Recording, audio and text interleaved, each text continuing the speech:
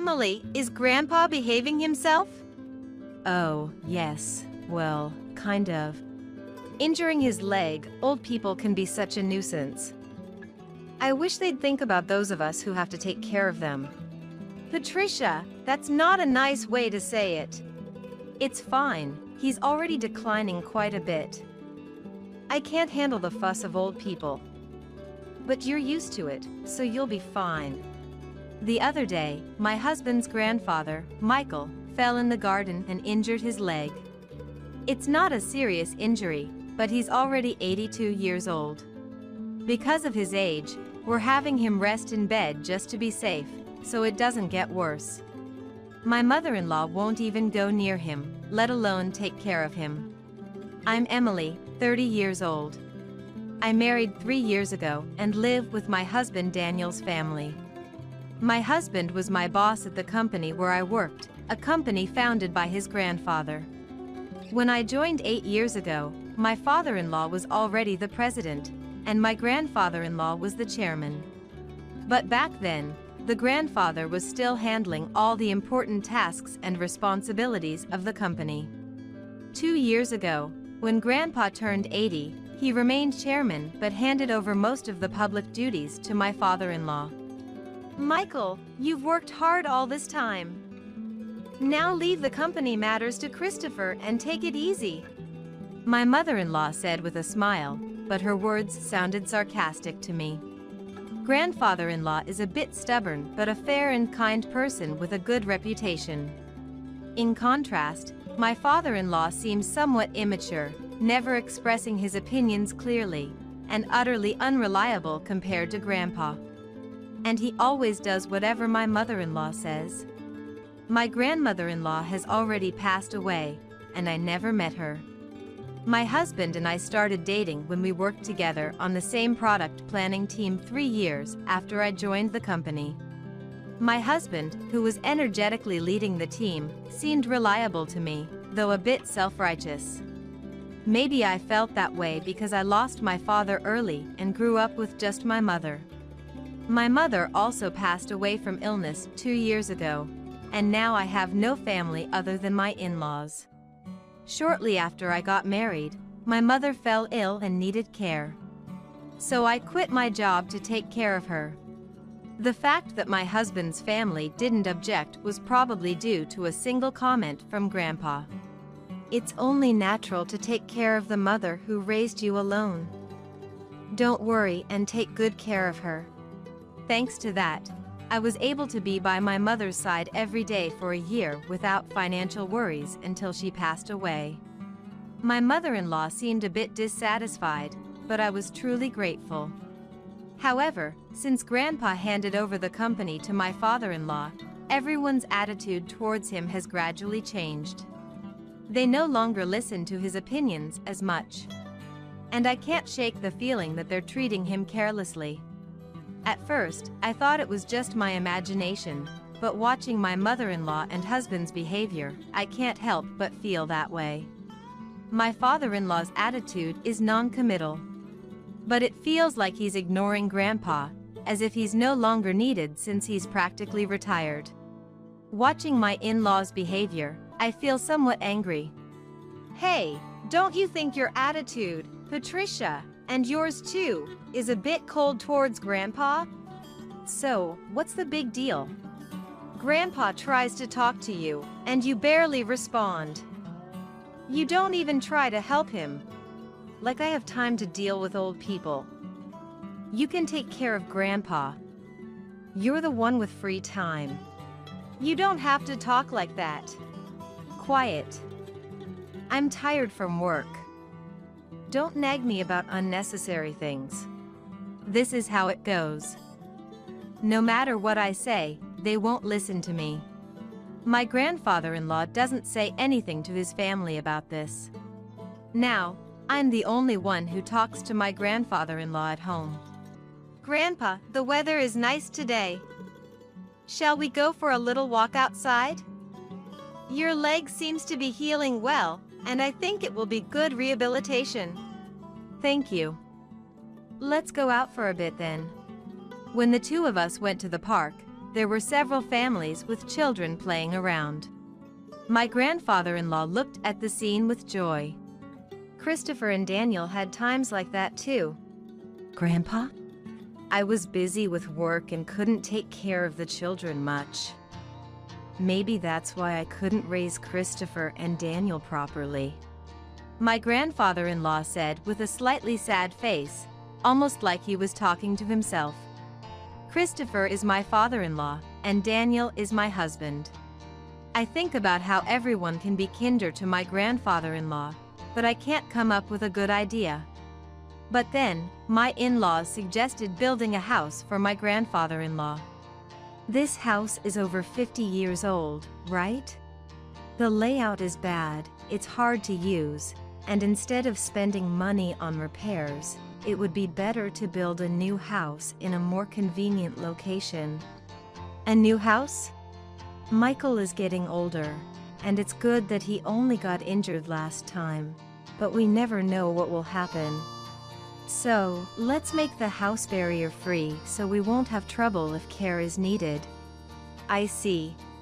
We can even put Michael's room in the middle so everyone can take care of him easily. Yeah, that's not a bad idea. Right. So, it's settled then? And Michael, about the cost. If it's a house for all of us, I'll take care of it. Talk to Mr. Jones about the money.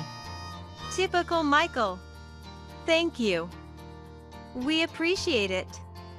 My mother-in-law smiled happily. It seems to me that they only flatter him when they want money.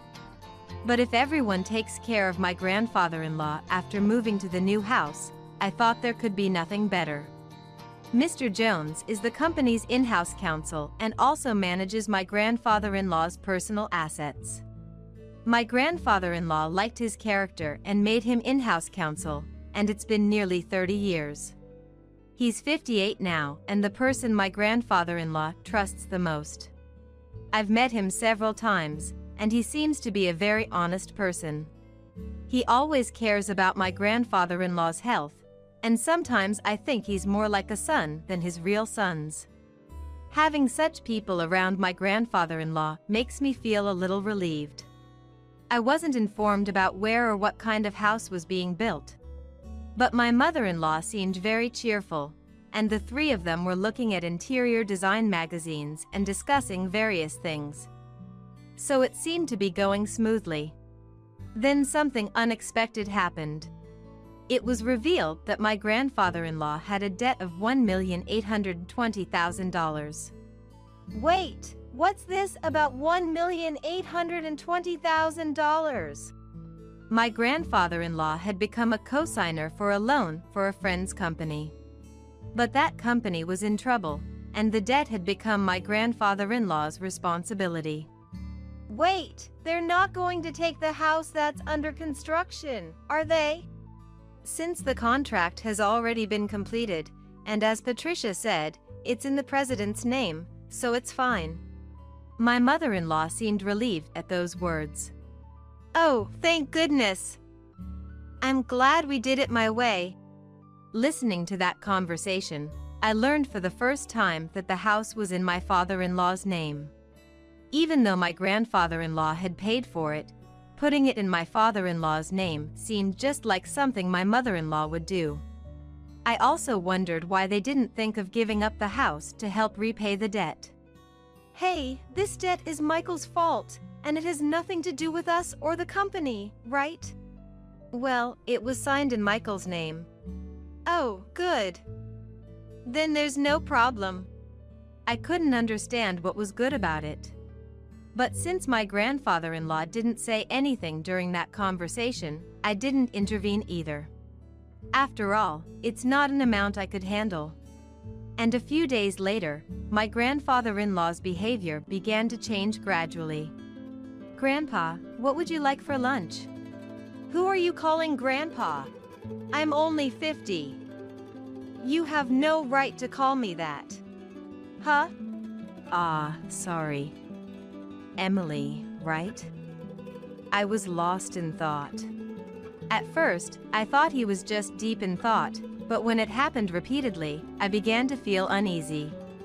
Patricia, what are you doing? Where's my meal? Grandpa, I'm Emily. Patricia is your daughter-in-law. You ate your meal earlier. I didn't eat. Are you trying to starve me? I wondered if my grandfather-in-law's condition was triggered by the $1,820,000 debt. And seeing that none of his family members were trying to help him might have been a double shock. What can I do for him? I tried to take my grandfather-in-law to the hospital, but he refused to go. He might not want to admit that he might have dementia. I don't want to force him, but I can't do anything on my own. I consulted my husband, but he only replied that it had nothing to do with him. I can't rely on my mother-in-law either. So I thought my father-in-law was the only option. Yeah, I heard from Patricia and Daniel. They think it might be dementia? Can you go to the hospital with us? But it's not that bad yet, right? If we go to the hospital, others will find out. My father having dementia. There are good medications now that can slow the progression. Well, there's no need to rush. Let's watch him a little longer. Emily is here, so it'll be fine, right? I can't help but think how unreliable these people are. I can't depend on them. Grandpa, let's go to the hospital. Let's get you properly examined. Who are you? Where are you planning to take me? You're up to no good. I almost cry thinking about how my once kind grandfather-in-law has become so stubborn. But my mother-in-law just laughs, amused.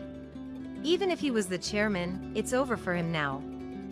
But now everything, even the company, is all Christopher's. Patricia, Grandpa isn't completely unaware. He's listening to everything. He'll forget everything soon. He'll start wandering, dribbling.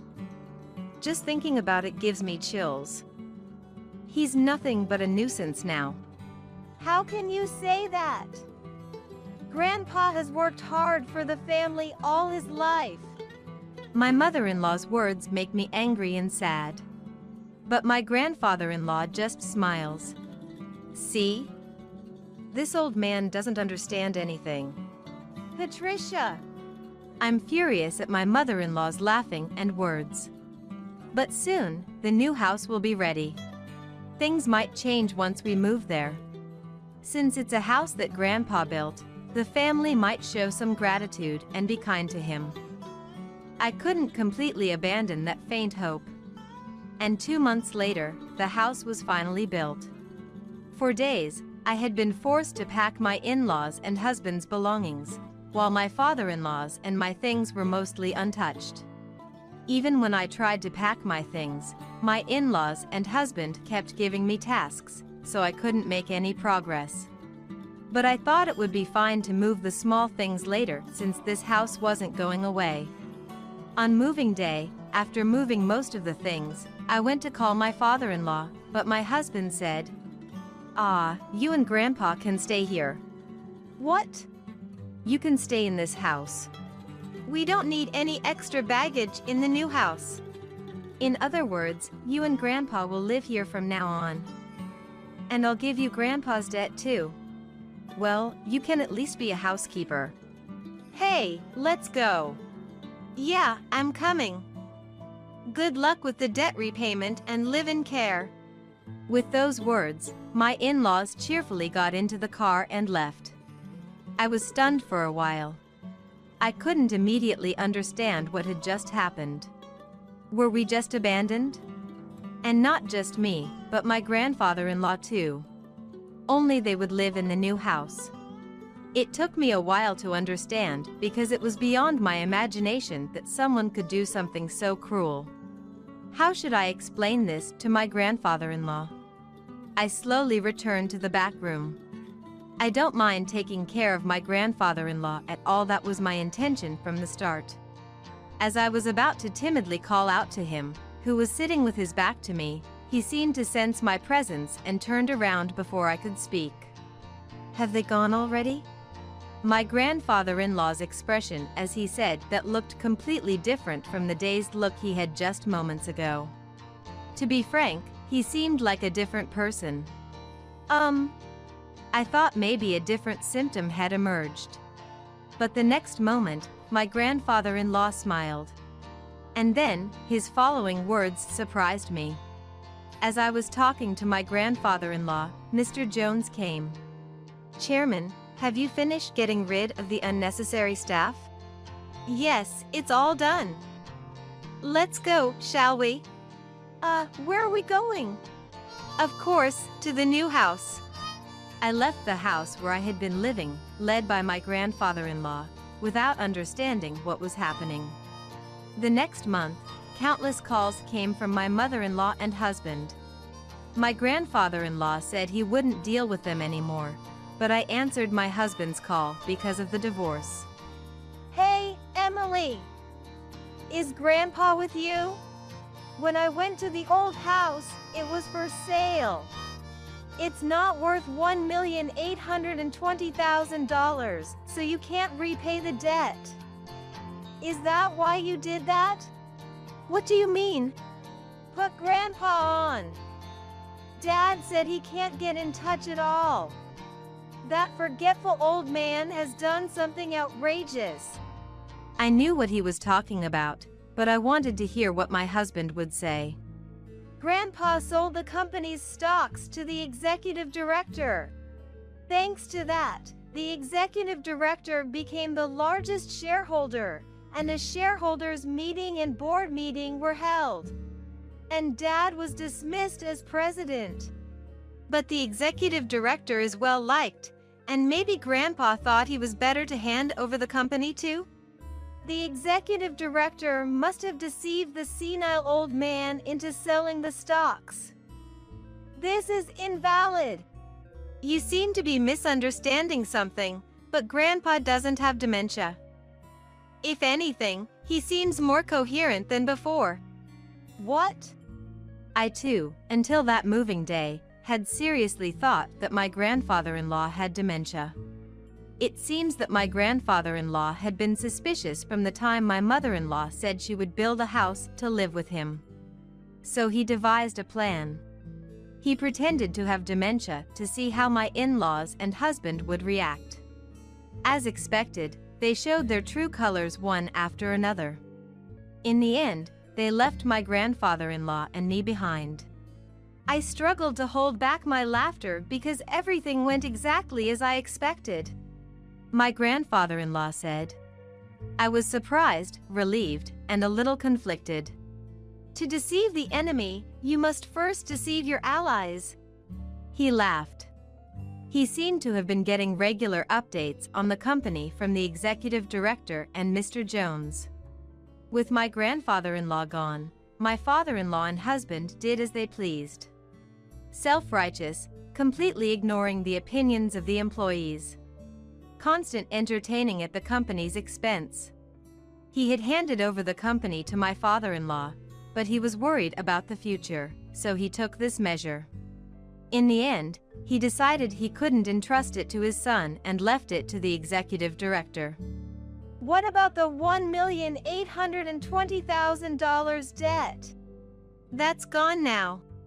Indeed, my grandfather-in-law had been a guarantor for a friend's debt. But he also owned personal assets that exceeded that. After stepping back from the company's operations, he had invested in real estate and made a considerable profit.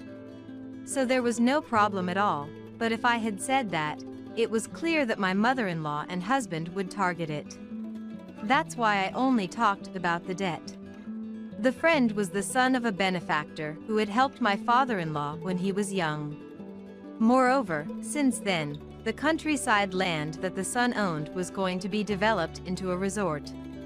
And he was able to sell it at a high price, so there was no need to take on the debt. "You're kidding!" "But more importantly, are you guys okay?" "We're not okay. Both my father and I were denounced by the company. What should we do now?" Well, there's also the mortgage on the house. What? What do you mean, the mortgage on the house? Huh? You haven't realized it yet? The house money should have been all paid by Grandpa. Maybe you don't remember what Grandpa said at that time? When my mother-in-law talked to my grandfather-in-law about money, he had set the condition that if it's a house where everyone, including me, will live. In other words, if that wasn't the case, he wouldn't pay. Even if the house was in my father-in-law's name, my grandfather-in-law intended to pay if everyone was living together. That's just because you assumed Grandpa would pay and didn't look at the documents properly, right? Christopher signing without checking everything, it shows he really didn't have the qualities of a president. You're kidding! Afterward, my parents-in-law ended up losing the house they had built because they couldn't pay the mortgage. Now they live in an old apartment over 50 years old and are struggling to pay off the unpaid loan. My mother-in-law and husband have been contacting me alternately, saying we should all live together, but that's impossible now. My grandfather-in-law has retired from his chairman position, and now he has bought an old house in the countryside, and we are living together. Emily, you can go and live wherever you like, freely. You don't have to worry about living expenses. My grandfather-in-law told me, but I chose to be with him. If I'm not in the way, please let me be with you. When I said that, my grandfather-in-law's eyes welled up with tears. Thanks to Mr. Jones, the divorce was finalized, and procedures were taken to exclude my former father-in-law and former husband from inheritance. And I became my grandfather-in-law's adopted daughter. If anything happens to my grandfather-in-law, who has become my father, I intend to take care of him until the end. Now, the two of us enjoy working in the fields together. Dad, look at this radish. It's big. In the pouring sunlight, warm moments flow. I wish for these days to continue even one day longer. Ah! Look, it's the bitch! My 6-year-old daughter pointed at the woman who had come to our house. Today was the day my son brought his fiancée over. I quickly lowered my daughter's pointing hand and bowed repeatedly to the fiancé, embarrassed by the terrible thing my daughter had said to her. Upon hearing this, my daughter looked up at me with pure curiosity and said, "But, sis was happy being called a bitch." My name is Trinity. At 31, I'm living my life juggling work and parenting. You could say I'm a working mom. My husband, Michael, is also 31. A kind and justice-driven man, Michael is a well-respected salesman within his company. He's supportive in both childcare and household chores, always taking the initiative without me having to ask. It's truly a blessing, especially when I come home tired from work. Marrying Michael was the best decision of my life. Every day, I'm grateful for my husband, Michael. Our daughter, Yasmin, is 6 years old. Full of growth and energy, Yasmin's curiosity knows no bounds. Every day she discovers something new and excitedly shouts, "Mom, look!" enjoying her own little world. It's a relief when she can play by herself, especially when I'm tied up with household chores. Reaching my 30s, I've noticed a waning interest in the wider world, making Yasmin's daily joy frankly enviable. With my husband often away on business trips, he's mostly home only on weekends and holidays. Since I often work weekends too, the days when the whole family is together are rare. However, we're a close-knit family, making the most of our time together, whether we're going on trips or playing locally. Our family relationship is very healthy. Occasionally, my mom, who lives nearby, comes over to visit. Yasmin adores my mom, always exclaiming, "Grandma! Grandma!" in excitement.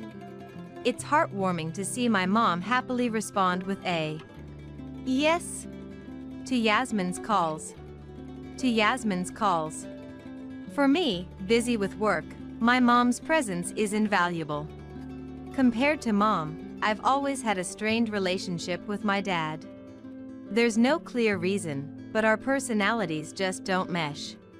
We have different perspectives, and it seems we disagree on everything.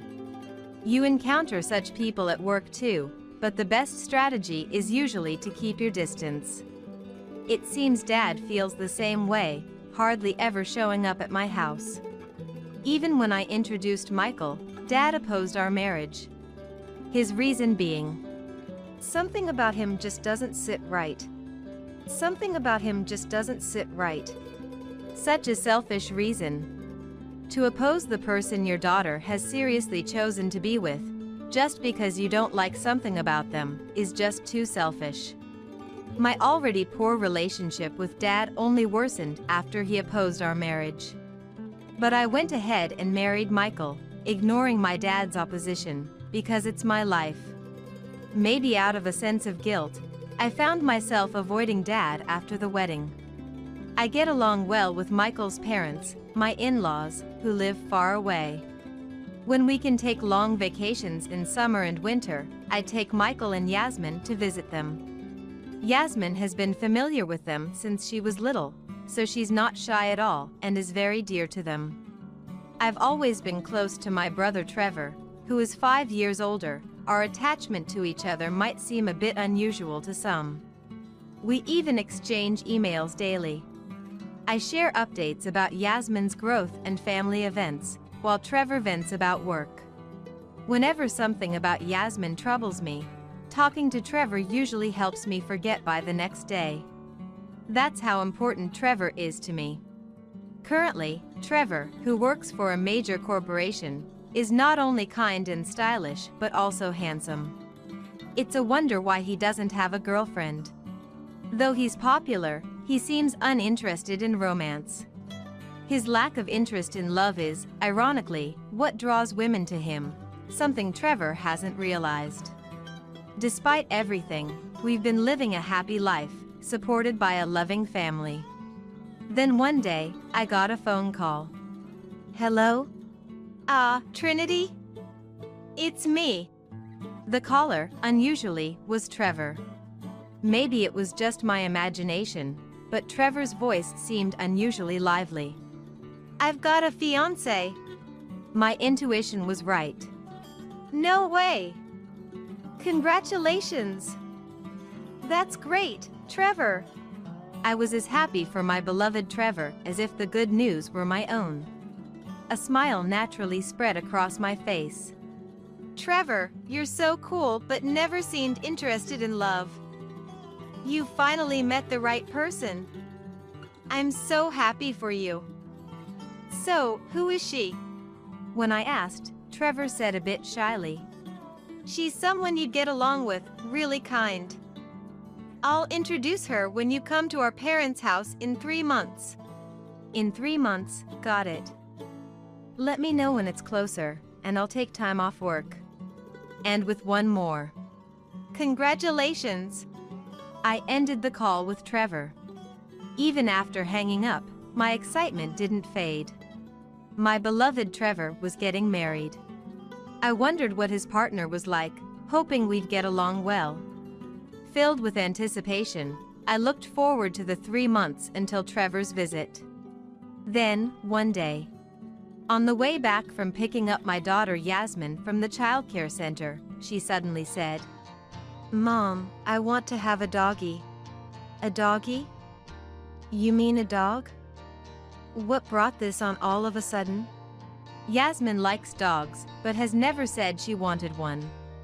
Maybe one of Yasmin's friends at the childcare center bought a dog and told her about it. Because Dad called someone a doggy the other day. Yasmin gave an answer that I wasn't sure made any sense. Michael called someone a doggy? Would he say something like that? Feeling puzzled, I casually asked Yasmin about it. Did Dad really say that to you? Why would he? But Yasmin seemed to have lost interest in dogs already, now talking to a flower blooming nearby. Hello, Mr. Flower. Hello, Mr. Flower. Maybe it's not something to worry about too much. That's what I thought, but even after we got home, took a shower with Yasmin, and ate dinner, the doggy Michael mentioned wouldn't leave my mind. After Michael got home and Yasmin was put to bed, I decided to ask him directly. Hey, this might sound like a weird question, but what's this doggy thing about? Michael seemed momentarily flustered by my question, then said with a bit of panic. Oh. I went to a pet shop for work recently and saw some puppies. It made me think how nice it would be to have a dog. You know, they say kids grow up kinder with pets around. So, the doggy Michael mentioned was about a puppy he saw at the pet shop. He must have talked to Yasmin about the puppies. Oh, so that's what it was. I was curious because it's not like you to talk about wanting a dog. Hearing the answer directly from Michael, I felt relieved. It's nothing to worry about, you're overthinking it. Michael said with a laugh, so I decided not to dwell on it any further. 3 months had passed since Trevor's marriage announcement, and the day he was coming home finally arrived. Michael had work and said he would come after it was done, so Yasmin and I headed to my parents' house first. Mom, who seemed happy that Trevor was coming, greeted us with, "Trinity, come in, come in," smiling more joyously than usual. Unlike with me, Dad, who gets along well with Trevor, was in a good mood for this occasion. Until Trevor and his fiancée arrived, I helped Mom with cooking. We wanted to welcome Trevor and his fiancée with the best celebration possible. Yasmin was playing with Dad.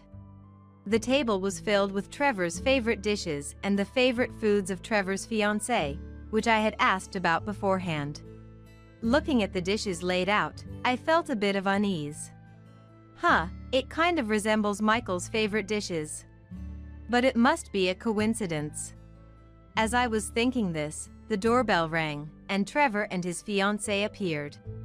Michael hadn't finished work yet and wasn't there, but we started the meet and greet with just the family. Trevor's fiancée is apparently named Riley. I could hear Mom from the entrance. "Welcome, Riley." Mom greeted them, and the two stepped into the living room where Dad, Yasmin, and I were. At that moment, a voice came from beside me. Not a blessing, but an unexpected remark. "Ah. Look, it's the bitch." Pointing at Riley, the voice was Yasmin's, who continued pointing while laughing. Riley, with her beautiful face, looked puzzled at Yasmin. "Yasmin, that's rude to our guest." I scolded her, and Yasmin made a sullen face and said, "Because Dad called her that. And Big Sis looked so happy about it. Why is it okay for Dad to say it, but not me? I was just playing with Dad when Mom wasn't around." Yasmin's baffling statement had me, Mom, Dad, and Trevor all scratching our heads. Just then, the doorbell rang, and Michael, having finished work, arrived. I went to welcome Michael, who then entered the living room. And that's when things took a sudden turn. "Cheater!" A voice suddenly erupted. Looking towards the source, it was Michael, his face red with anger, yelling at Trevor's fiancée, Riley. "Why are you here? What's the meaning of this? Is this some kind of harassment?" Michael was uncontrollably furious. His unusual behavior puzzled everyone else. Michael seemed to not even notice me, our parents, or Yasmin. Then, Riley, Trevor's fiancée, started raising her voice. Gone was her gentle demeanor, now replaced by a harsh tone, furrowing her brows. "Why are you here? And why should I be the one blamed? You were the one who came on to me. I was never serious about you." Riley was infuriated, blood rushing to her head. Although initially shocked, I began to understand the nature of their conversation was about an affair. "You're the one who said you wanted me to come over on holidays. I went out of my way for you, and this is how it ends. Give me back my weekends. Michael and Riley had been having an affair. And it seems they were using the weekends when I wasn't around for their escapades. They apparently enjoyed treating each other like pets frequently. Yasmin must have seen this. That's why she started talking about Doggy in such a strange way. The reason the prepared food resembled Michael's favorites makes sense now. They must have been dining out together often. All the pieces of unease clicked together in my mind. Realizing the truth, I immediately took Yasmin's hand and left the living room. I couldn't let Yasmin hear any of this. Whatever happens with Michael can be dealt with later, but Yasmin must be protected at all costs. Then Mom appeared and gently placed her hand on me. I'll stay with Yasmin. It was her way of telling me to go back. I nodded and headed back to the living room. Inside, the heated argument between Michael and Riley continued. The conversation revolved mainly around their affair. It was too much for me to bear, feeling dizzy just listening to them. Wait, just a minute. Finding a moment to interrupt their exchange was impossible. Their back and forth was intense and unrelenting. After several minutes, their argument finally began to subside. As they became aware of us around them, both crumbled to their knees, faces turning pale. Michael, what is this? Explain yourself. The moment I began to confront Michael, he collapsed backward with a groan. Enough. You are no longer family or anything to me. Get out now. Don't you dare touch my daughter. It was Dad who struck Michael. You too, don't ever come back. Dad said this to Riley, then, with Riley and Michael unable to move, he pulled them by the arms and threw them out of the front door. And with one last remark, he spat out. You two deserve the worst. In a setting meant for marriage introductions, Michael and Riley were thrown out for their affair being exposed. Afterward, I demanded a divorce and compensation from Michael in court. Ignoring Michael's futile pleas of, "Let's talk it over," I proceeded with the divorce. It's too late to talk things over now. If you hadn't done anything in the first place, we wouldn't be in this situation. That was the last thing I said to Michael. Trevor, of course, called off his engagement with Riley. We're never going to see each other again. Don't contact me.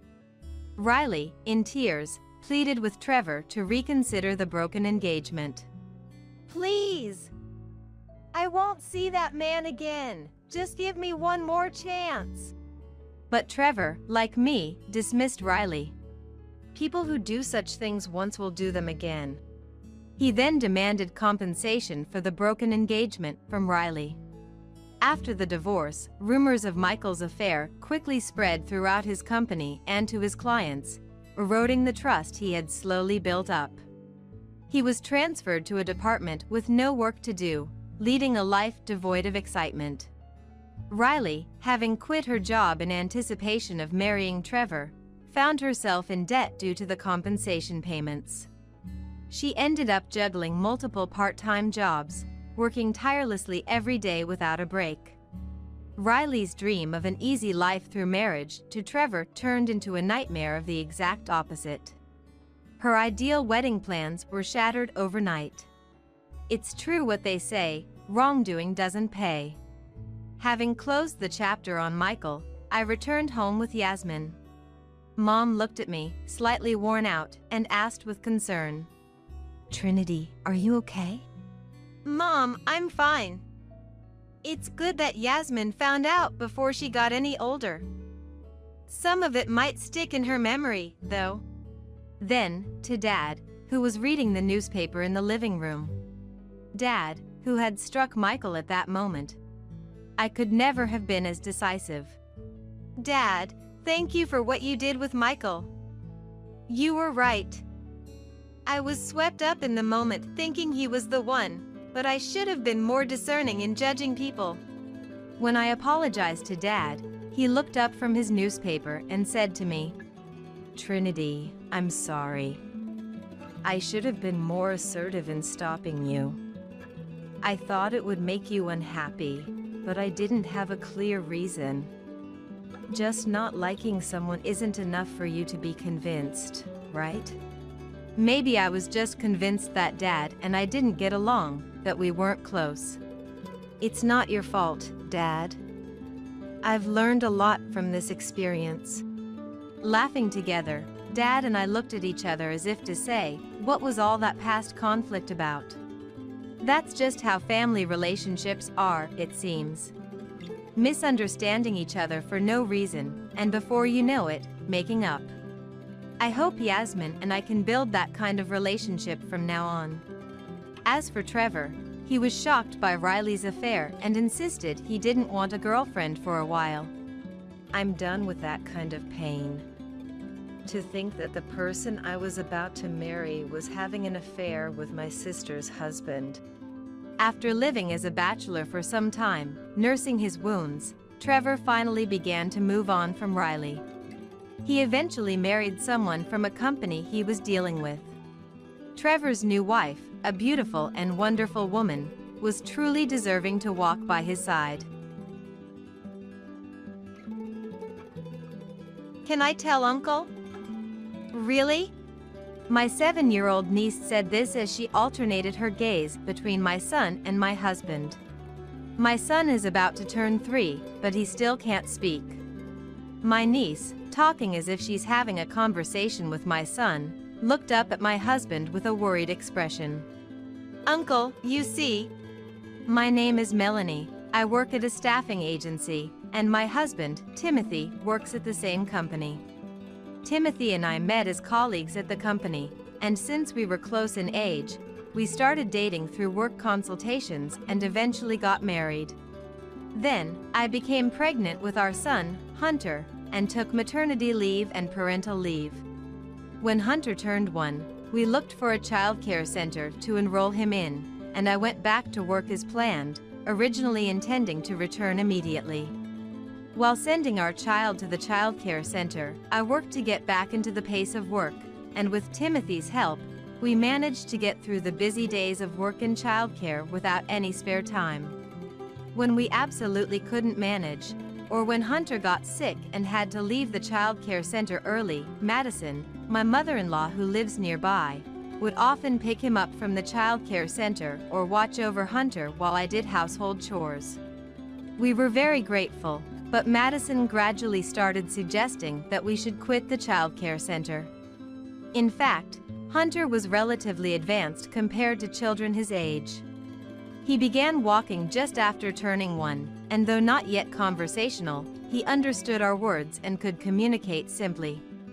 Madison started treating Hunter like a prodigy, insisting he shouldn't be in a public childcare center but rather receive gifted education under her constant care. This suggestion had us worried. While we were indebted to her, we tried to refuse politely by saying Hunter enjoyed the childcare center, which only made Madison furious. She didn't like that I had returned to work while Hunter was still so young and berated us, saying, "You don't love Hunter. Leaving him in childcare all day is negligent. Unlike you, I would be willing to stay with him all the time and take care of everything. Just hand Hunter over to me."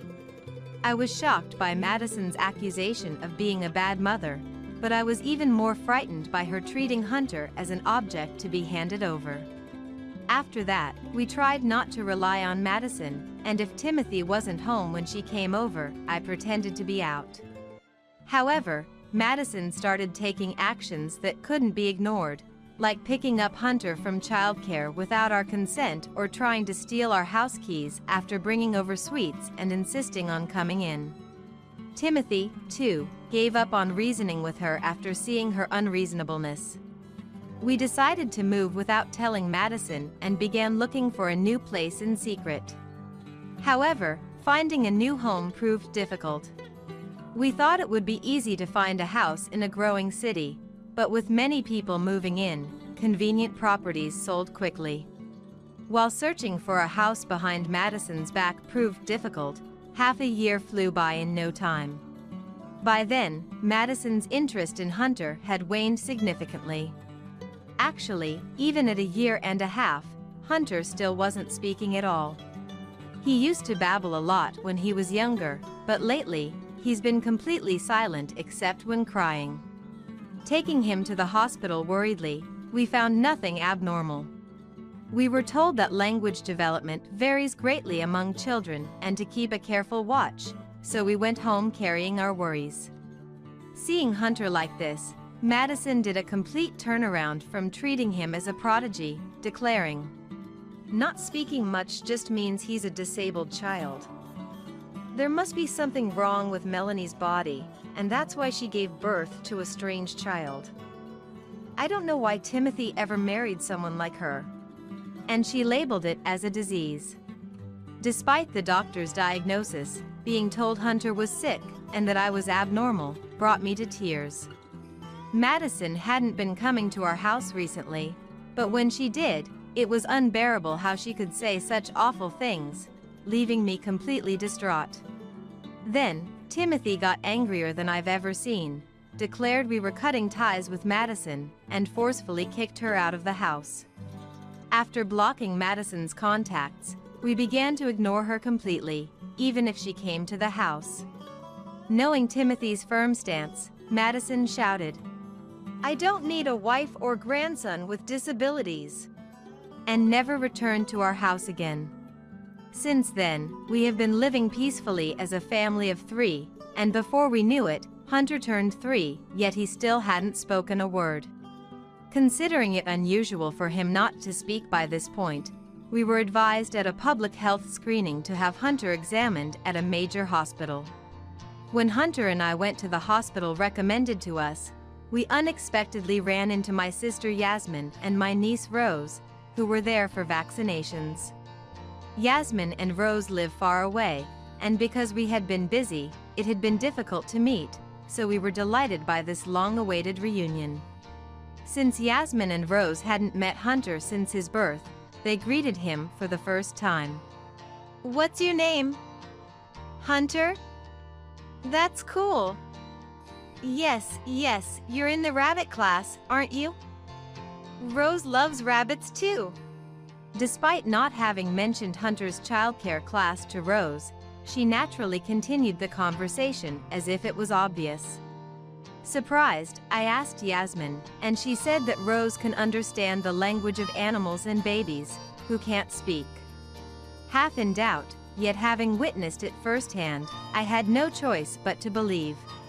When the 4 of us went to the hospital cafeteria for lunch, Rose said, "Does Hunter like hamburgers?" "Yes. And he dislikes carrots? But they taste good together with hamburgers." "Does Hunter like hamburgers?" "Yes. And he dislikes carrots? But they taste good together with hamburgers." Accurately guessing Hunter's likes and dislikes without being told, which left me speechless. Even after seeing the doctor, the reason why Hunter wouldn't speak remained a mystery. There were no issues with his throat or vocal cords. He could cry and laugh, but he wouldn't utter meaningful words like mom or dad. Feeling down about not finding a solution, Timothy came to pick us up from the hospital after his rounds in the evening. Since we were together, we decided to have dinner as a family of 5, moving to a family restaurant near the hospital. While waiting for our order to arrive, Rose looked back and forth between Hunter and Timothy, then stared at Timothy anxiously. "Hunter is asking when he can start talking to Uncle," she said. Surprised, Timothy looked at me, so I told him about how Rose had correctly guessed things she shouldn't know, like class names and Hunter's likes and dislikes, leaving Timothy to let out a disbelieving sigh. "Hunter really wants to talk to both Uncle and Auntie. But he couldn't because Grandma was always around, and he was afraid of being taken away," Rose conveyed. The phrase "always around" caught my attention, and I asked Rose for clarification. given that we hadn't been seeing Madison lately. Hunter shook his head and just stared at Rose. Then, as if struck by a brilliant idea, Rose clapped her hands together, smiled joyfully, and reassured Hunter. Grandma isn't here now, so it's okay to talk. Hunter looked around uncertainly, then at me and Timothy. Mom, Dad. Is Grandma really not here? Hunter's words came out so fluently that Timothy and I were shocked. As Yasmin calmed us down in our near panic, Hunter reached out his arms, asking to be held. Hastily, I lifted him from the child's seat onto my lap, where he grabbed my hands and happily kicked his legs. When I was a baby, Grandma said she was going to take me home to talk a lot. I didn't talk because I like Dad and Mom's house better. Hunter had simply chosen not to speak. This must have been around when he was about a year old. Recalling Madison's insistence on gifted education and her wanting to take him home. Furthermore, Hunter expressed his desire to talk to Timothy and me but felt he couldn't. Because Grandma is always there. Inside Hunter's home, in the car, even at the rabbit class, he said. I was baffled by how Madison, who didn't live with us, could always be there, even in the car or at the childcare center. Then, remembering the timing of Madison's visits. On days we hadn't told her about hospital visits or when we received notifications about language training, Madison invariably showed up. Whispering my dreadful suspicion to Timothy, he looked at Hunter in dismay. Can you tell where Grandma is in the house? Timothy's soft question led Hunter to list several locations. Hearing his responses, Timothy's face turned red, and he trembled with emotion. Apologizing to Hunter for not noticing, we thanked Yasmin and Rose for their help before rushing home to confirm our bad hunch and take necessary actions. Once home, we asked Hunter again where Madison could be. Pointing with his little hands, Hunter showed us various places. Under the entrance shoe cabinet, behind the living room sofa, on the top shelf of the kitchen cabinet, and when a device was found under the bedroom bed, I felt dizzy. When Grandma came to pick me up, she left it behind. Grandma has always been in the house. Hunter explained, indicating that what seemed to be bugging devices had been left throughout our home, making it feel as though Madison was perpetually present. Discovering such devices within our home, similar to those seen on TV, and confirming their nature as surveillance devices available in abundance online was unsettling. Before the police arrived, Madison showed up at our house, having apparently been listening in on us as we searched for the bugs. Timothy couldn't hold back his fury, confronting Madison. Mom, what do you think you're doing, planting bugs in our house like it's nothing? This is outrageous, creepy, and a serious crime. It's because Timothy ignored my contacts, isn't it? What's so wrong with wanting to know more about one's own family? We're family, after all. There's no need to make such a big fuss about this. More importantly, Hunter can speak. To think he can talk so much at 3, he must be gifted. Just as I thought, a real prodigy. I'll take him and provide him with gifted education, so he can work at a big company in the future. And eventually, he can take care of me in my old age. Now I can rest easy. Madison showed no remorse for planting the listening devices, dismissing it as nothing significant. Her blatant disregard for Hunter's wishes and her self-centered assertions made us feel sick. Just as we were considering our next steps, the police arrived. After we explained the situation and the police confirmed with Madison herself, who didn't think she had done anything wrong, she readily admitted to planting the devices and was promptly taken into custody. Despite her resistance and insistence on her innocence, revealing the locations of the devices led to her being packed into a police car and taken to the station. Following Madison's confession, a specialist recommended by the police found numerous listening devices in our home and car. The realization that we hadn't noticed such extensive surveillance was embarrassing. The thought of Madison having heard all our conversations made us dizzy. In the end, Madison was arrested for burglary and criminal mischief, showing no signs of remorse for her excessive actions, even though it was her son and Dil's home.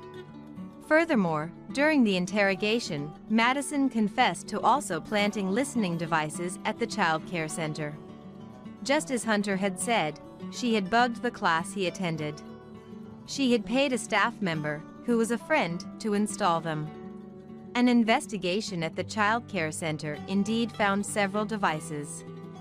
The staff member who assisted Madison faced serious legal consequences and disciplinary action. Timothy was deeply affected by his mother's disturbing behavior. But most importantly, for Hunter and me, we decided to move away from this town filled with unpleasant memories as quickly as possible while Madison was preoccupied with police proceedings, seeking a peaceful life. Considering our job situations, we decided to move near Yasmin's family. Upon explaining our circumstances, Yasmin's family was shocked but understanding, offering their sympathy and saying, "You've been through a lot, well done." With Yasmin's family helping with the move, everything went smoothly. Since then, despite it being her first offense, Madison received a prison sentence due to the malicious, cunning nature of her actions, which were premeditated and carried out with clear intent. Despite Madison's full confession, she seemed unable to comprehend why her attempts to learn more about her family were met with such serious consequences, ranting and causing a scene at the police station, claiming, Let me out of here! I was just trying to get to know my family better. I've done nothing wrong. When we were informed by the new residents of our old home about a letter filled with grievances and demands for release that Madison sent, it was a stark reminder of how fortunate we were to have moved to a place beyond her reach, and the thought of what could have happened if Hunter had been taken by her sent shivers down our spine. Now, free from Madison's watchful eyes and with Hunter able to speak without any reservations, our family enjoys brighter and more communicative days together. Hunter's verbal skills are impressively advanced for a 3-year-old, leading us to wonder if he might indeed be what Madison claimed, a gifted child. However, this does not justify Madison's actions, nor does it mean we are willing to forgive her. Living closer to Yasmin's family has enriched our lives with increased interactions, and Yasmin has been a great help with tasks like picking Hunter up from childcare, which Madison used to handle. Our weekends are now filled with joyous outings to amusement parks, zoos, and trips planned together, fostering a close and supportive relationship. Reflecting on the hardships Hunter endured, we are determined to compensate for the past by ensuring he grows up in an environment where he can freely express himself without restraint, committed to never letting him feel suppressed again. Useless woman! If you're done cleaning, get out of here. It was Christmas, and I was thrown out into the snowy, freezing garden. Hey, it's cold. At least let me change my clothes. My body was covered in sweat from a day's worth of housework, and my wet clothes were rapidly stealing my body heat. There you go. From inside the house, my mother-in-law, Nancy, threw my bag, coat, and shoes outside with a look of annoyance. The front door and windows were locked from the inside, and I couldn't get back in. I felt like I was going to freeze to death. I had to do something. My name is Mary, and I'm 50 years old. I work a part-time job as a cashier at a local supermarket. My husband Charles is a construction worker, and it's been 25 years since we got married. We've always lived in a small apartment, but a few years ago our only son, John, moved out to go to college. And since then, the room has felt both bigger and lonelier. We were never financially well off, but we managed to send our son to college. Last year he got married and moved to a condominium in the next town with his wife, Jessica, starting their life together. Around that time, Charles approached me and asked, do you think about moving in with my mom? After Charles' father, David, passed away from an illness about 10 years ago, Nancy has been living alone. Our apartment wasn't far from her house, so we would visit her once or twice a month to check on her. Nancy in her late 70s seemed to be doing well, but Charles said he wanted to be there to take care of her just in case, given her age. Charles is an only child, and he seemed worried about his mother growing older. Feeling a bit lonely since our son got married, I could empathize with Nancy's situation and agreed to Charles' offer to live together. Charles' childhood home had a garden and, although a bit old, had enough rooms. A light renovation would make it spacious enough for the three of us to live comfortably. We didn't have enough money to build a new house, but we had enough saved up for the down payment on the renovation. The remaining cost could be covered by a loan. Through Charles' work connections, we found a renovation contractor and the work was completed in about a month. Since we knew the contractor, they finished the job for less than the market rate, which helped us save money. I am not an old lady, you know. Jeez. Nancy put on a brave face, but she seemed to like the newly renovated house. Our son helped us move the heavy furniture and the move was done in no time. Sitting in the newly renovated living room drinking coffee with 3 generations of family, I felt a warmth in my heart as if we were experiencing a family reunion for the first time in a long while.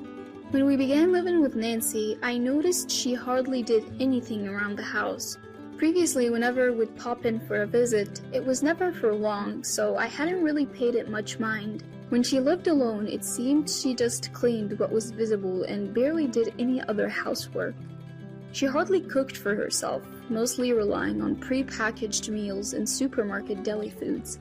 No wonder I found so many empty plastic trays and food containers in the house before we renovated, I thought to myself. It made sense to me. When I asked Charles about it, he mentioned she had always been that way, often using ready-made or frozen meals. I had heard that Nancy used to work full-time, so initially, I thought maybe her busy schedule was to blame. But now, even with all the time in the world at home, she doesn't cook, clean, or do laundry. Nothing. All those tasks fall on me, while she enjoys chatting over coffee with friends who come to visit. Mary, make some coffee. Haven't you boiled any water? Do that at least. I'd hear Nancy's voice calling out to me almost every day. I only let you guys move in because my son insisted, but you know, she's quite thoughtless. She would say to her friends, I never asked to move in with her. It was Charles who insisted because he was worried about his mom. He felt obligated to stay with her. If she's having friends over, the least she could do is prepare the coffee herself. I wish she wouldn't badmouth me as if I'm the one at fault. I still have my part-time job. When I'm not working, I'm swamped with housework from dawn to dusk with no time for myself. Every day, without fail, another friend of Nancy's drops by. At this rate, I wondered if there was even a need to live together. Being friends with Nancy, they seem quite alike. Oh, I forgot to bring cookies. Mary, was it? Could you buy some? They treat me like a servant and not even reimburse me. When I brought this up to Nancy, she'd laugh it off. Don't be so pity. Lighten up. Every week, she'd dress up and go out shopping or somewhere with her friends, not returning till late. Meanwhile, I'd be drowning in housework. Charles, maybe because he's busy at work, would often come home late.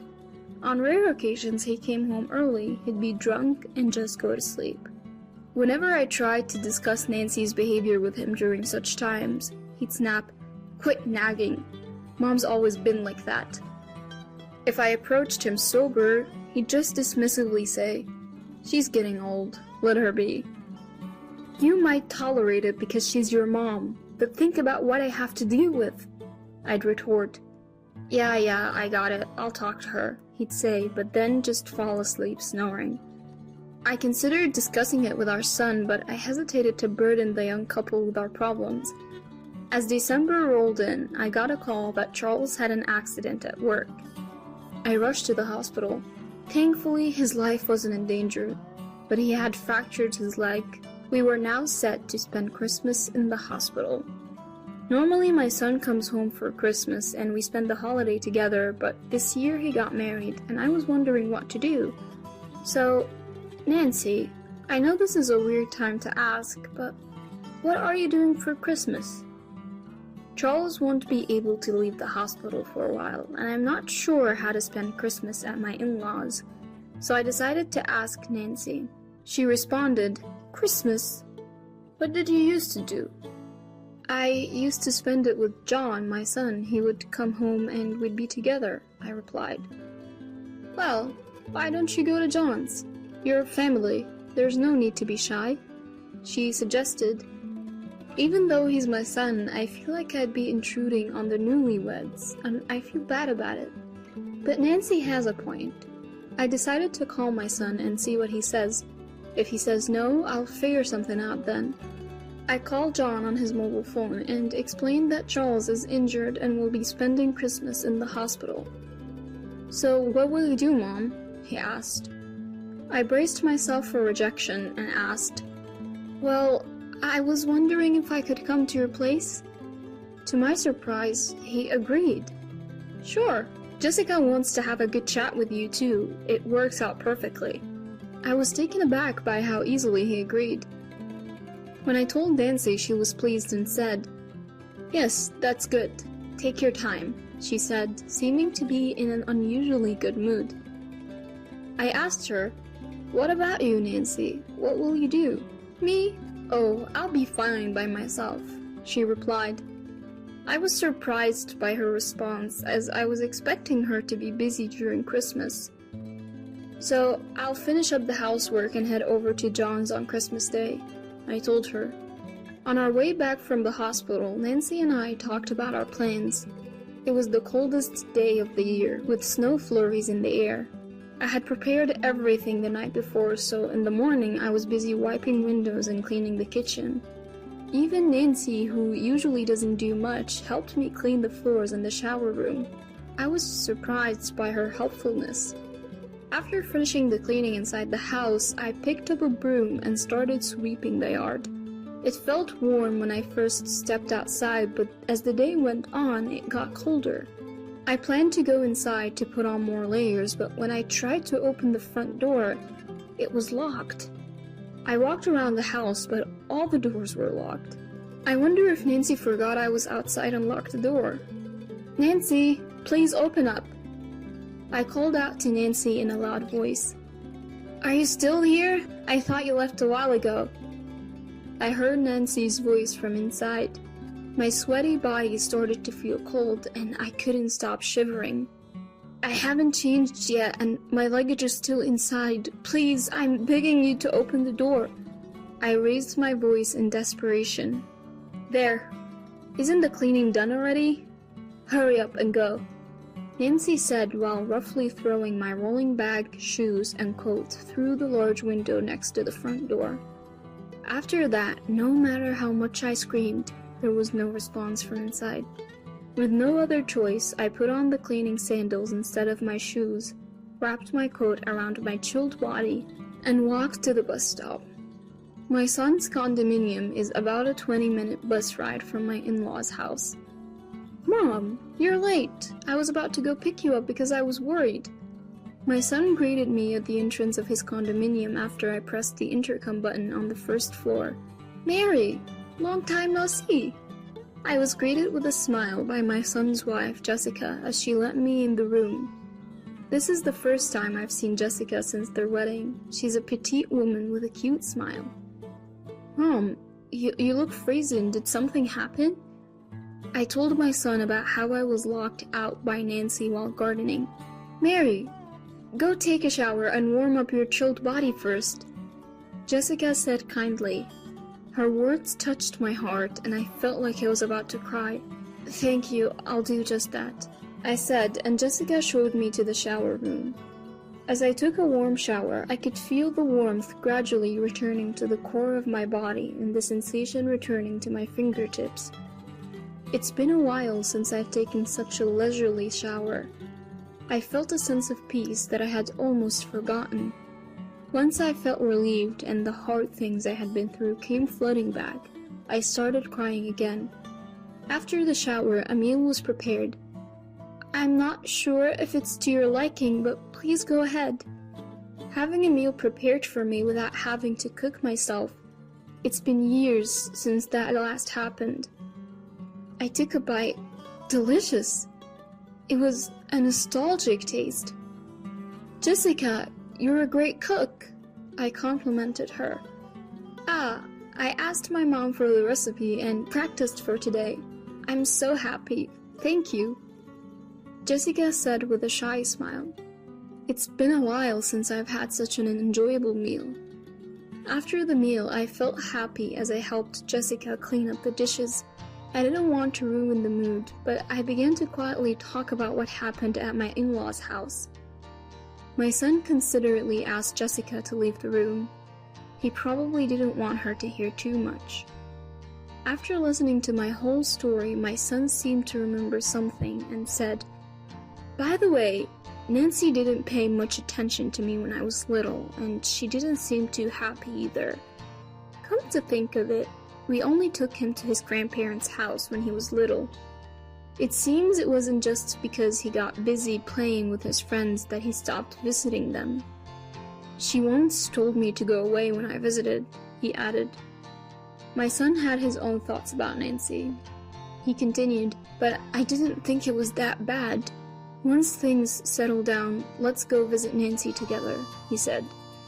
Since we started living together, Nancy has treated me terribly, but today was a bit strange even compared to that. I felt relieved knowing that my son would be with me. After pouring out what was in my heart, I felt much lighter. I never thought we could talk about this kind of thing. My son has really grown up.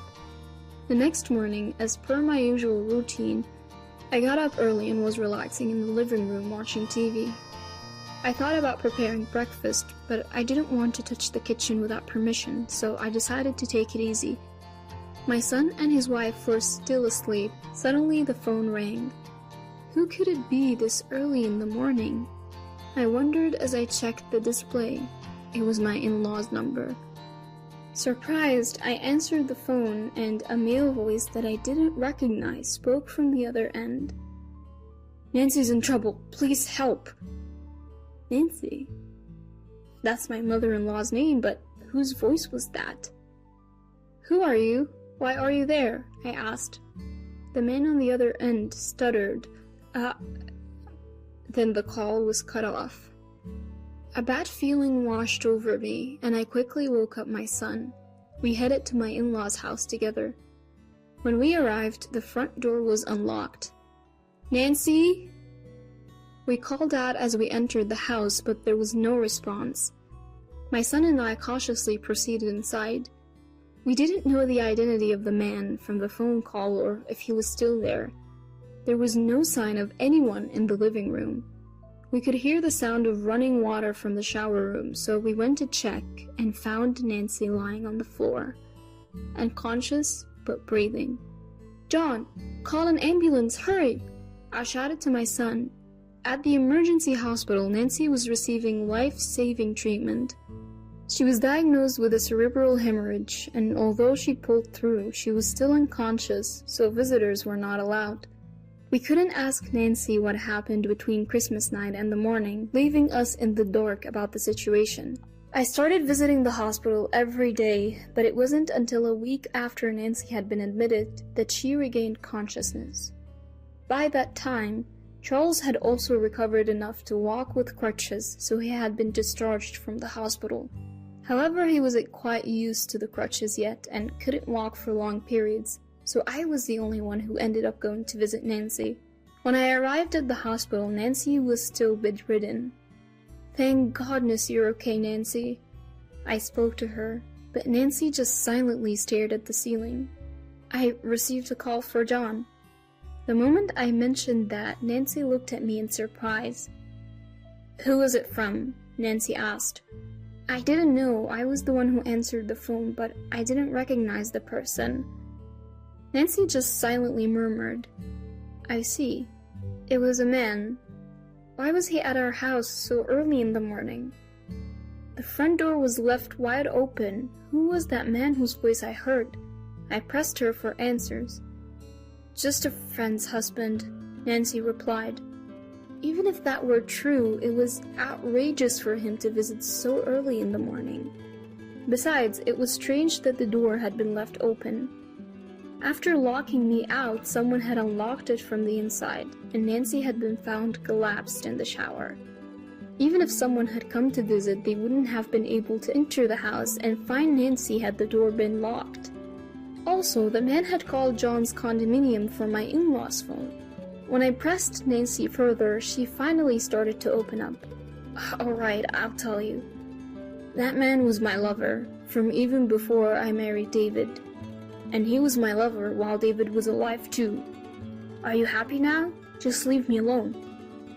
I was dumbfounded by my mother-in-law's confession. She had brought her lover into our house during Christmas when we were away, and she had locked me out because he was already inside. I wonder when he had entered the house. She also revealed that after the renovation, she and her lover had planned to kick us out of my in-laws' house and live there together. It was an unbelievable story. They say late life love is a thing, but I wish they would just do it without involving us. I didn't want to be a part of it. In that case, please have him take care of you. We don't want to know anything about it. David is gone, and you are free to do as you please, I told Nancy. You ungrateful brat! How dare you talk to me like that? Nancy scolded me. She may have been bedridden, but her mouth was as sharp as ever. Who's ungrateful? I've been doing all the housework while juggling a part-time job. The house is clean because we paid for it, remember? With that, I left the hospital room. I could hear Nancy's sobs and curses behind me, but I didn't care. She could do whatever she wanted. When I returned to my in-laws' house, I told Charles everything. His response was shocking. Ah, that guy. I've known about him for a long time. Dad's gone and Mom's all alone. Just let it go, Charles said. My head started spinning. How dare she try to kick us out after we spent money on renovations? Can you really ask me to forgive that? I was furious and yelled at Charles. If Mom says so, we just have to put up with it. Charles said that to me, but I couldn't even look him in the eye. Fine, I can't live with you any longer. I'm leaving, I said, pushing him away. Don't say that. We've gotten along for over 20 years. Charles tried to stop me in panic, but my mind was made up. No, Nancy wants her freedom, and I'm going to take mine too. My son is married and has a happy family. There's no need for us to be husband and wife anymore. You're old enough. How about you graduate from Nancy too? I have no interest in a 50-year-old man who can't escape from being a mama's boy. Charles turned red and looked like he wanted to say something, but he was silenced by my words and said nothing. Now he just has to talk to Nancy and figure it out. I want nothing to do with them anymore.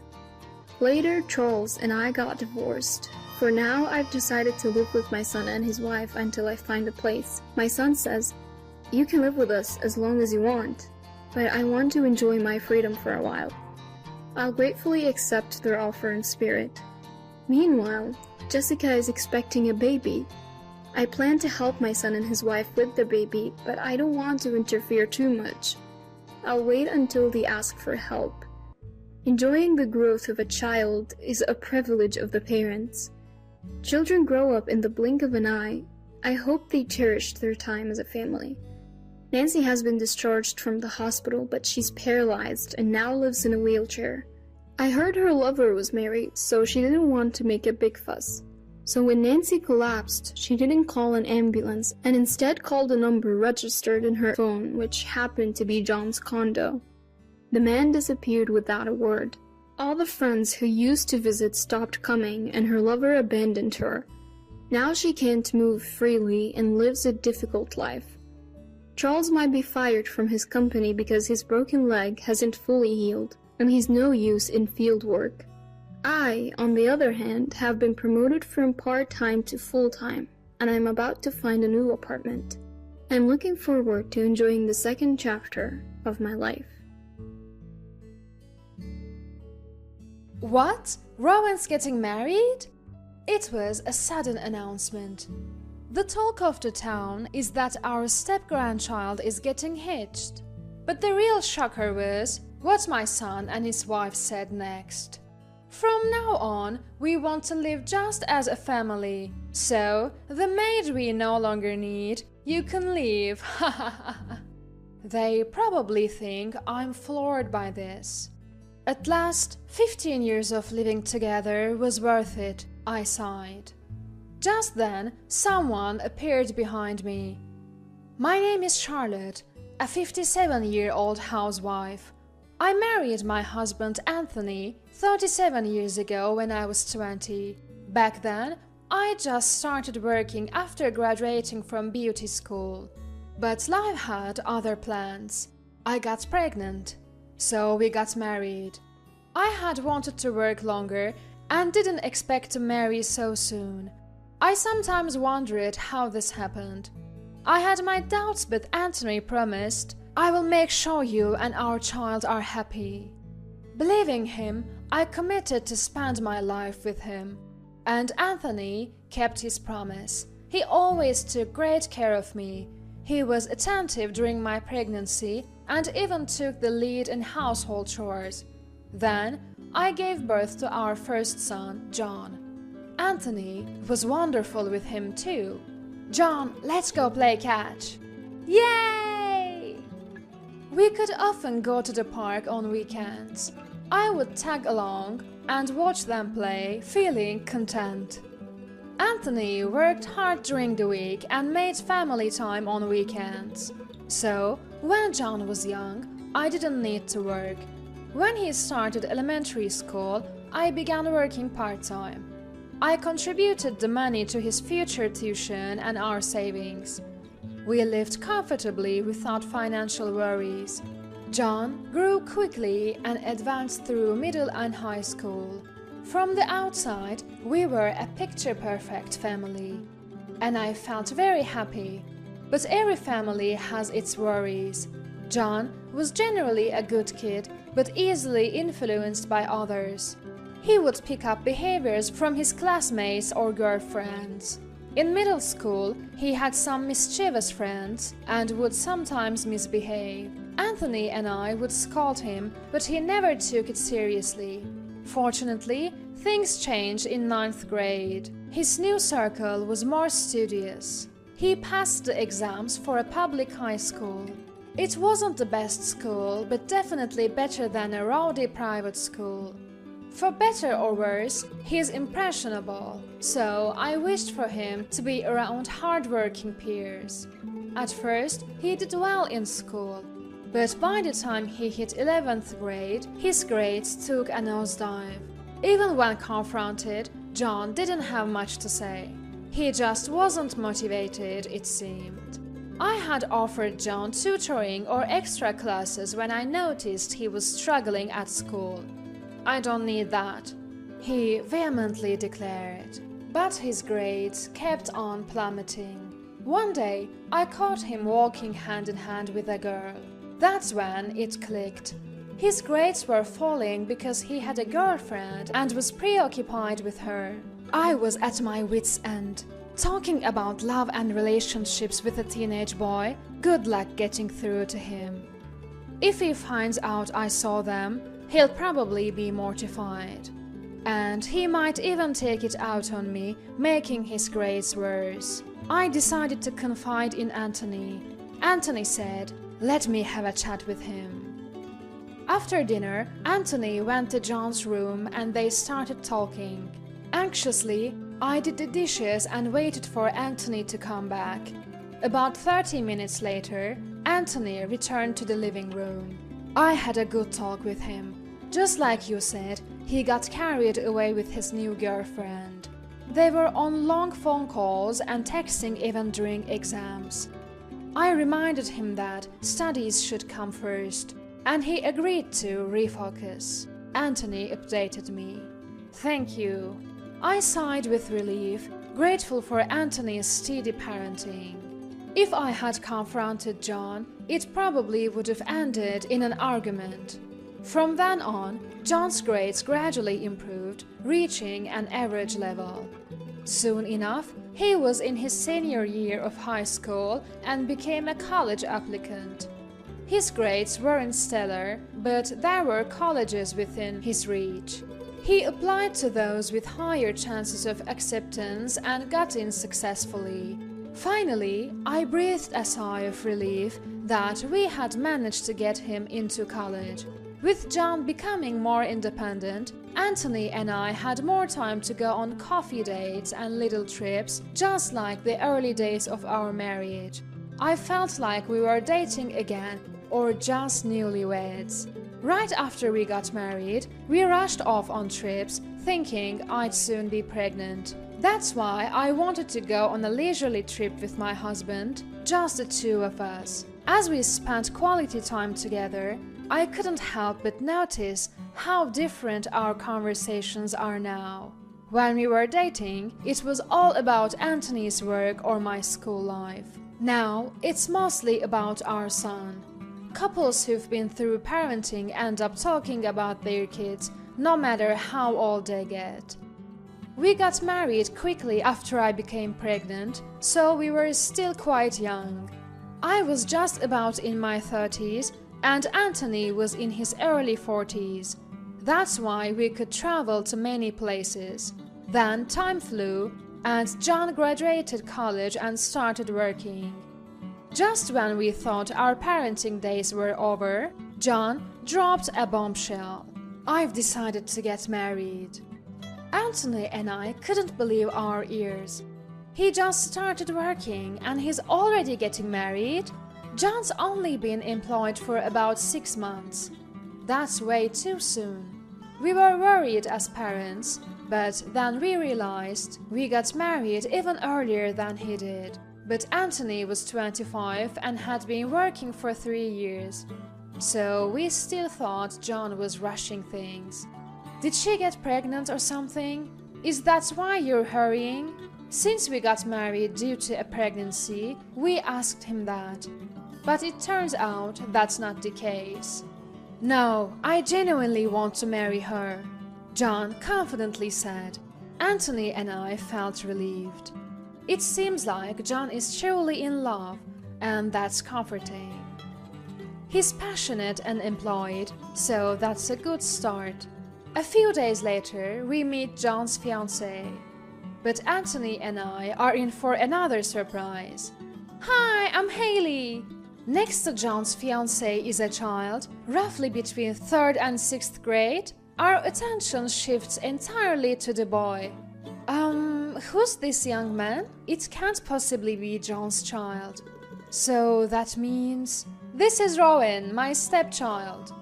Stepchild? Turns out, the boy is Haley's child from her previous marriage. We were stunned because we had no idea that there was a stepchild involved. I'm sorry, I haven't told my parents about the child yet. Ah, I see. Seeing our reaction, Haley also seemed puzzled. We can't stay silent forever, so I cautiously start to ask questions. So, where did you two meet? We met at work. Haley was a secretary at the company where I got my job. I see. How old are you, Haley? And how old is Rowan? I'm 30 and Rowan is 10. I see. So, she had her child when she was around 20, just like me. I hate to ask, but why did you divorce your previous husband? He cheated on me. I see. Mom, Dad, you're firing questions too fast. Sorry about that. We were a bit overwhelmed with all the new information, but John seemed committed to marriage and taking care of the child, so we gave our blessing. And so, John and Haley got married. They've been living happily ever after with Rowan. There are concerns, but it's good to see John leading a happy married life. But then, about 6 months later, another issue arises. Anthony suddenly falls ill. This leads to a situation where he needs constant care.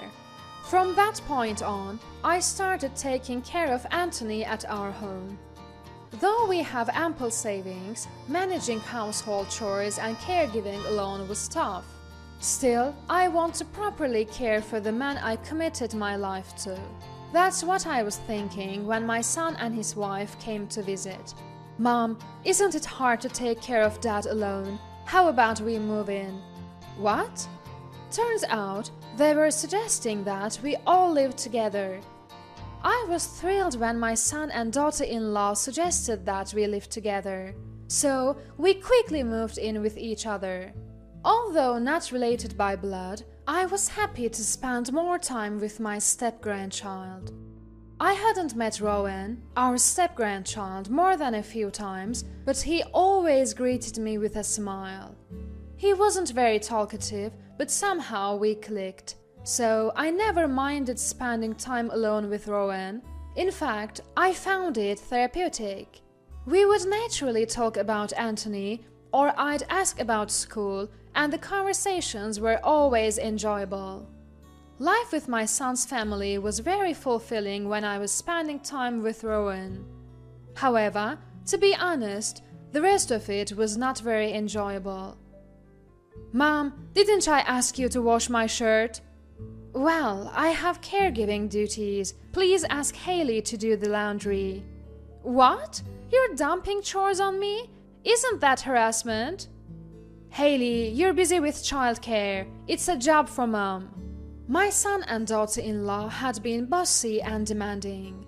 Haley never did any housework and claimed to be busy with childcare, but it seemed like she wasn't doing anything from my point of view.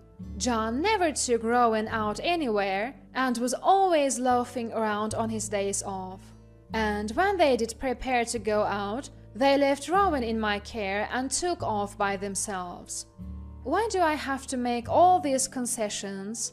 In the end, my responsibilities increased from housework to caregiving to childcare. Amidst this, sadly, Anthony's health deteriorated and he passed away. I was devastated.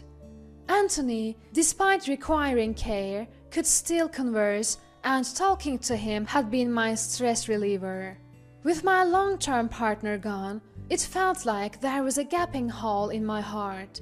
But it was my son and daughter-in-law who pulled me back to reality. Although not in a good way. How much is Dad's inheritance? How much will we get? John said this right after the funeral was over. I was speechless, hearing John speak like he wasn't saddened by his father's death. I don't know. No, you need to find out. I want my fair share. Was John always like this? No, this must be Haley's influence. I realized since we moved in, Haley had no manners and seemed to only care about herself. It's like everything else doesn't matter and there's no need for consideration. And John was probably influenced by her lack of consideration for others. Fine, we had a lawyer. He should be holding the will. After explaining this to John, I collapsed on the sofa, drained. Grandma, are you okay? The one who asked this was Rowan. Yes, I'm okay, thank you. Grandma and Grandpa were always kind to me. Now I will grow up strong to protect Grandma. Rowan. Moved, I stroked Rowan's head. Even without blood relations, bonds can deepen. That was exactly my relationship with Rowan. If Rowan could say such kind words, why couldn't John? Later, when the lawyer brought the will, my son and his wife complained about it. Isn't it unfair that Mom gets more? We are the ones who needed more financially. Look, it's what's written in the will. I don't care about that. So, Charlotte, you'd ignore us even if we're struggling financially? Well, if it comes to that, Rowan will just have to start working as soon as he finishes middle school. What? You'd make him drop out? If there's no inheritance, life will get tough. We won't be able to afford tuition, so Rowan would have to drop out and work. That's just... My son and his wife tried to exploit my close relationship with Rowan, becoming more confrontational and instilling fear in me. Fine, we can split it in half then, okay? Why didn't you say that in the first place? They agreed with a snide smile as I proposed this. From that point on, they kept threatening to make Rowan drop out, intimidating me. I felt compelled to comply with their demands, losing my spirit to resist and becoming submissive. Time flew, and before I knew it, Rowan had graduated college and was of working age. Has it really been over 10 years since we first met? Though I was filled with emotion, the hardship continued. My son and his wife continued to squat in my house even after Rowan became independent. Moreover, John quit his job and spent all day at home with Haley. I no longer had the energy to evict them, so just hoping for a peaceful day. I spent my days thinking that way. Then, 3 years later, it happened. Rowan is getting married? It was sudden news. It turns out that Rowan is getting married. And to my surprise, my son and his wife said, "Now we'll live on our own, so you're not needed anymore, housemaid. Please leave." What? They smirked, probably thinking I'd be shocked. But I couldn't contain my joy. Finally, 15 years of putting up with you both was worth it. My liberation day has come. What? What are you talking about? Confused, they didn't react as I expected. Just then, someone appeared behind me. "Grandma, I'm home. Welcome back, Rowan." "Rowan? Why are you back?" "You didn't say you'd be back today." I told Grandma. I was going to surprise you all about getting married, but looks like Mom and Dad spilled the beans. Rowan said this, and they smirked again. "Ah, so you were also looking forward to kicking Grandma out of this house?" "What? No, this house doesn't belong to anyone anymore." "What?" My son and his wife were shocked at Rowan's words. "What do you mean?" "Grandma already sold the house." "What the heck? Why would you do something like this?" John was fuming. His face beat red. "This house is in my name. I inherited it, so I have every right to sell it." "What are we supposed to do now? Where will we live?" "Yeah, we were planning on living here with Rowan and his wife as a family of 4. John and daughter-in-law were equally furious. But Rowan responded calmly. "Actually, that was a lie." "What?" "I'm planning on living somewhere else with my wife and Grandma. I came here today to pick her up." "Wait a minute. Rowan, why are you taking this old woman with you? She's not even related by blood." "That doesn't matter. To me, Grandma is more family than my biological mom or stepdad ever were. I can't stand how you guys have always treated her. I lied about living together to throw you off guard. You would have treated my wife like a housekeeper, wouldn't you?" John and daughter-in-law looked shaken. "I can't expose my wife to people like you." "Are you abandoning your parents?" "I don't remember raising a child like you." "I don't remember being raised by you guys either. Leave the house before the cops get involved." "I can't believe this." John and daughter-in-law were in despair, their faces turning pale. And understandably so. The young couple, my son and his wife, were always buying designer goods and gallivanting around, even though neither worked. The money came from the inheritance they split with me. But money isn't endless, and they were close to depleting their share. They must felt lucky when Rowan decided to move in with them. Well, their luck ran out pretty fast. As they stood there with pale faces, I packed my bags with Rowan and left the house. After that, they were evicted and now supposedly live in an old apartment. They continue to spend recklessly, accumulating debt. Despite working multiple part-time jobs, they can't escape their mountain of debt due to their spending habits. On the other hand, I've moved into a spacious apartment where Rowan lives. Then Rowan got married, and now the three of us live together. Rowan's wife is such a wonderful person. I took to her immediately. Having trained as a beautician, I sometimes cut and style their hair. Everyone at work always compliments me on the styles you do, grandma-in-law. Rowan's wife is always delighted to report this. Now, every day is joyous as we gather around the dinner table, and I couldn't be happier. Ivana, what are you doing here?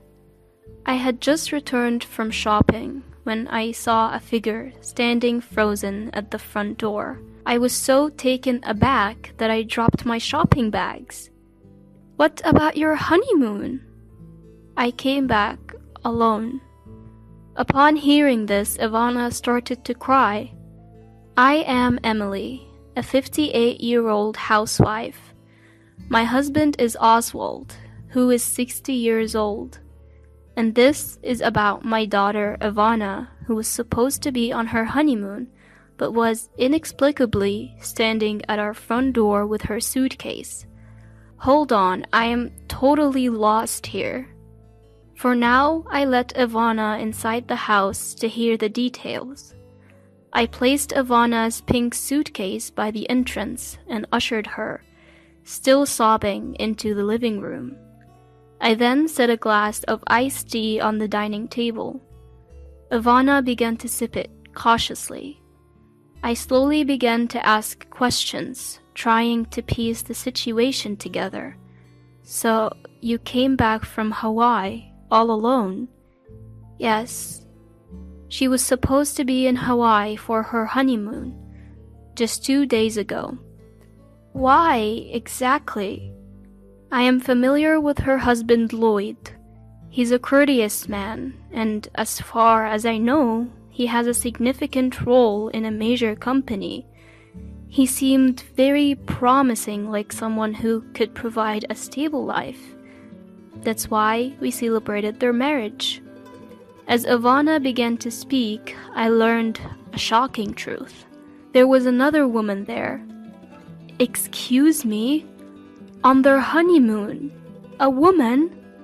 My voice cracked in disbelief. So we ended up spending time together, all three of us. Wait, what? A honeymoon with 3 people, and a woman you didn't even know? Just hearing that made my blood boil. I pulled out my mobile phone, quickly found Lloyd's contact, and hit the call button. Wait, Mom. Ivana tries to stop me with a weak voice, but I totally ignore her. How dare he do this to my Ivana? Unforgivable. My hand holding the phone trembles. After about 3 rings, Lloyd picks up. Hold on, what's the meaning of this? You're hanging out with another woman? I started ranting without even waiting for Lloyd's response. Then, in an extremely bored tone, she's my sister, my actual sister. What are you misunderstanding? What? His actual sister?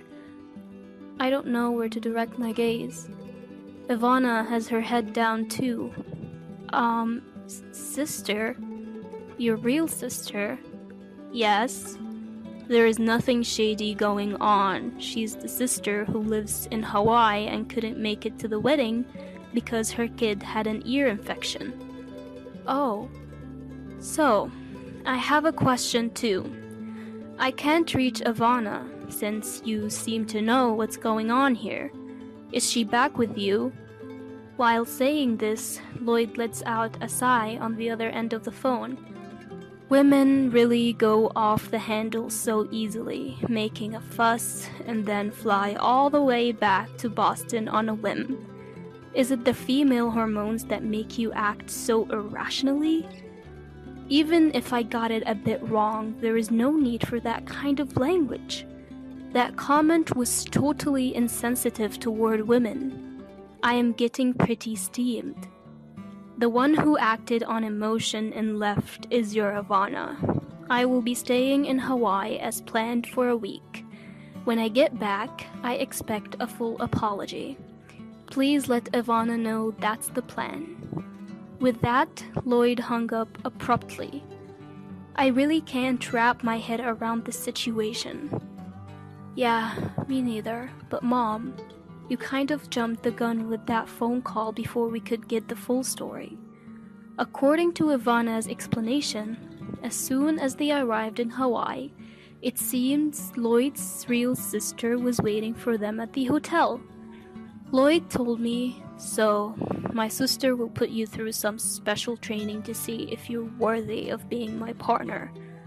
I've never heard of a honeymoon where the groom's sister tags along to give lessons in housekeeping.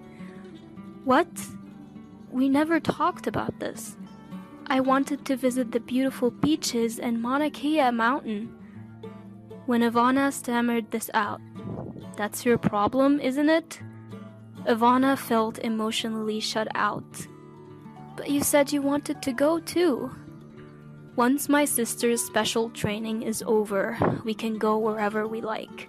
Of course, all three of us. The reason we chose Hawaii, where my sister lives, is precisely for this. Then a woman named Sanaya, the sister, said, "Enough talk. From today, I will be giving you an intense homemaking course. I've been doing this for years. As both a wife and a mom, I want to go all out to help my brother's marriage. Off to my house we go."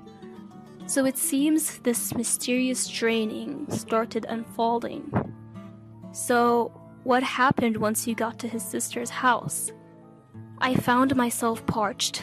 I poured more iced tea into my empty glass to encourage the storytelling. Even though Lloyd is usually serious, it was clear from that phone call that he looked down on women, and Ivana as well. Turning a honeymoon into a housekeeping training camp? Hearing this almost made me want to throw my iced tea in anger. Go on. Ivana continues the story haltingly. The house they were driven to, Sanaya's home, was cluttered with children's toys. First lesson in housekeeping cleaning. Apparently, she was told to clean the scattered toys. Next is the shower room, and also the toilet. While Ivana was doing the work, Sanaya, claiming to be supervising her housekeeping skills, was spending time with Lloyd in the living room. Isn't this basically using your partner for menial tasks under the guise of visiting home? Doesn't it feel like harassment? When I pressed for more details, that's not all. Fresh tears streamed down from Ivana's eyes. They told me to make dinner for Sanaya's family of 4 plus the 2 of us, just using what was in the fridge. I've never cooked for 6 people before. I thought I would learn how to cook as we went along in our marriage. I couldn't even come up with a menu. Ivana's ordeal continued. So I found some eggplant in the fridge and tried to look up recipes on a cooking community website on my phone. Then Sanaya said, "You should be able to cook by eye. Using your phone is unacceptable."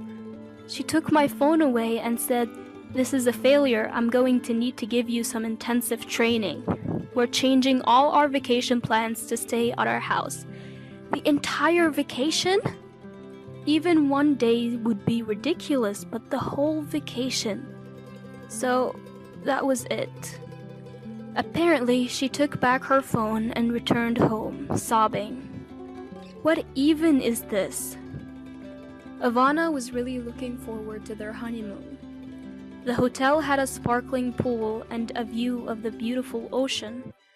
They must have been excited to try poke balls and Hawaiian plate lunches.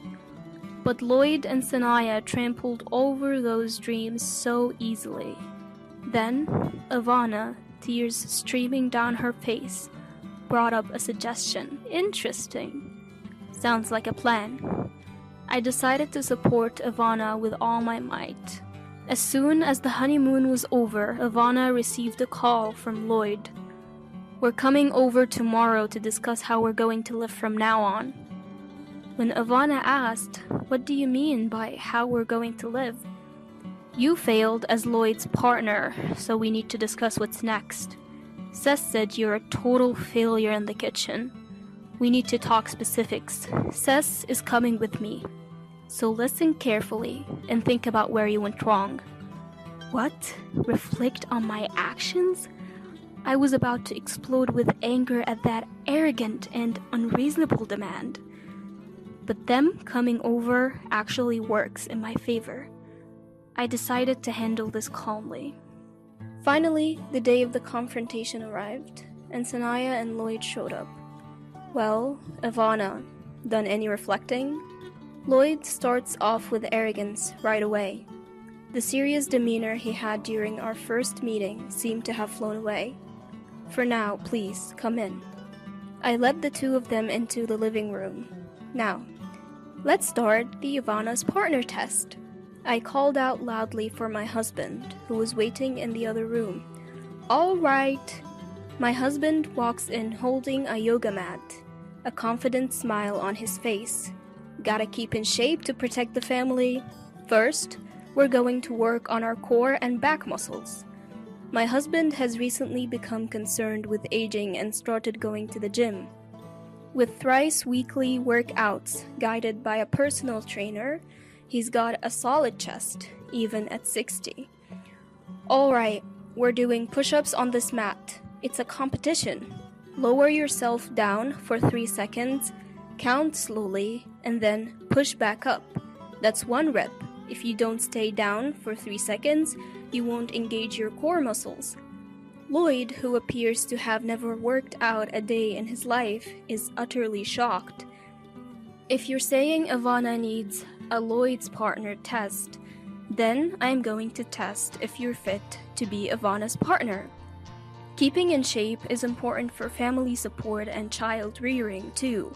Now, place your hands slightly wider than shoulder width apart and get into a push-up position. Come on, hurry up. It felt like boot camp, as if a merciless drill sergeant was waiting to put Lloyd through the ringer. Both my husband and Lloyd assumed the push-up position. And 1. At that moment, Lloyd collapses onto the floor and can't get back up. He's stuck to the floor like a squashed frog. "Ha, you can't do it. I can do 50, you know." My husband is breezily doing push-ups beside him. His glasses are askew, his tie is crooked. Lloyd remains collapsed. "Alright, you're next." I turned to Sanaya, who was standing there, dumbfounded. "What? Me too?" Now it's Sanaya's turn to be surprised. "You seem to be fond of my Ivana. I will be the judge of whether you have the ability as a mom and a wife, and whether you're fit to guide my Ivana." Yes, this was the retaliation plan that Ivana had suggested to me. Sanaya's home had mold growing in the shower, and her toys were just pushed to the side. She wasn't exactly in a position to teach me how to clean. Based on what Ivana told me, I had formulated a plan. Then, I forcefully pulled Sanaya into the living room. "I've lifted dirty just for you. This is your test. Now, start cleaning." Sanaya tried to deflect, saying, "I came here for discussion from Hawaii." "Huh? Didn't you make Ivana do chores under the guise of guidance and steal her leisure time? Well, I'm just returning the favor. Clean up quickly and call me when you're done. The next test awaits." I go back to the living room and make some good tea. I hand a cup to Ivana, who's quietly watching the plan unfold, and we both sit on the sofa. Meanwhile, Lloyd is struggling with his workout and getting berated by my husband. His neatly styled hair is now a mess. After a while, Sanaya returns to the living room. I've finished cleaning. Oh, that was quick, she says, peeking into the bathroom. It had taken her nearly an hour, so she must have done a decent job. At first glance, it looks clean, but there are clear traces of water streaks on the walls. If you don't wipe the water off shiny surfaces immediately, they'll get cloudy. Don't you even know that? Especially the mirror. It will get those white water stains. And you dare call yourself Ivana's mentor? I gave it to her, holding nothing back. Sanaya tried to make an excuse, saying, there is no mirror in my home shower room. Well, I've heard from Ivana, who cleaned your house, that there indeed was a mirror. I quickly shot back. And she said there was also a lot of black mold. Clearly, you've been neglecting it. Sanaya was left without a comeback, but I couldn't let her off the hook that easily. Alright, next up is sewing. Get to the sewing machine. What?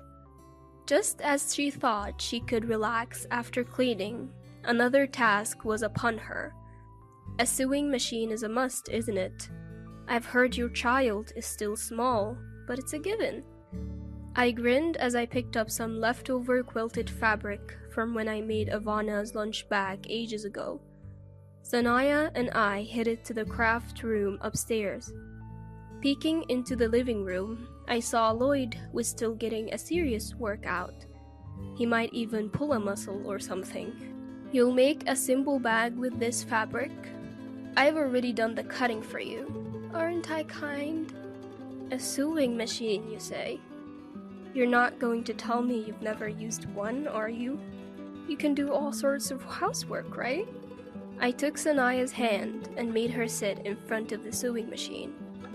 I don't know how to thread it. Sanaya looked down, clearly uncomfortable. Excuse me? So, about threading the machine. What? I can't thread it. I looked down at Sanaya, who was frozen in front of the sewing machine, and chuckled in disbelief. You claim to be a mentor, but you don't even know this.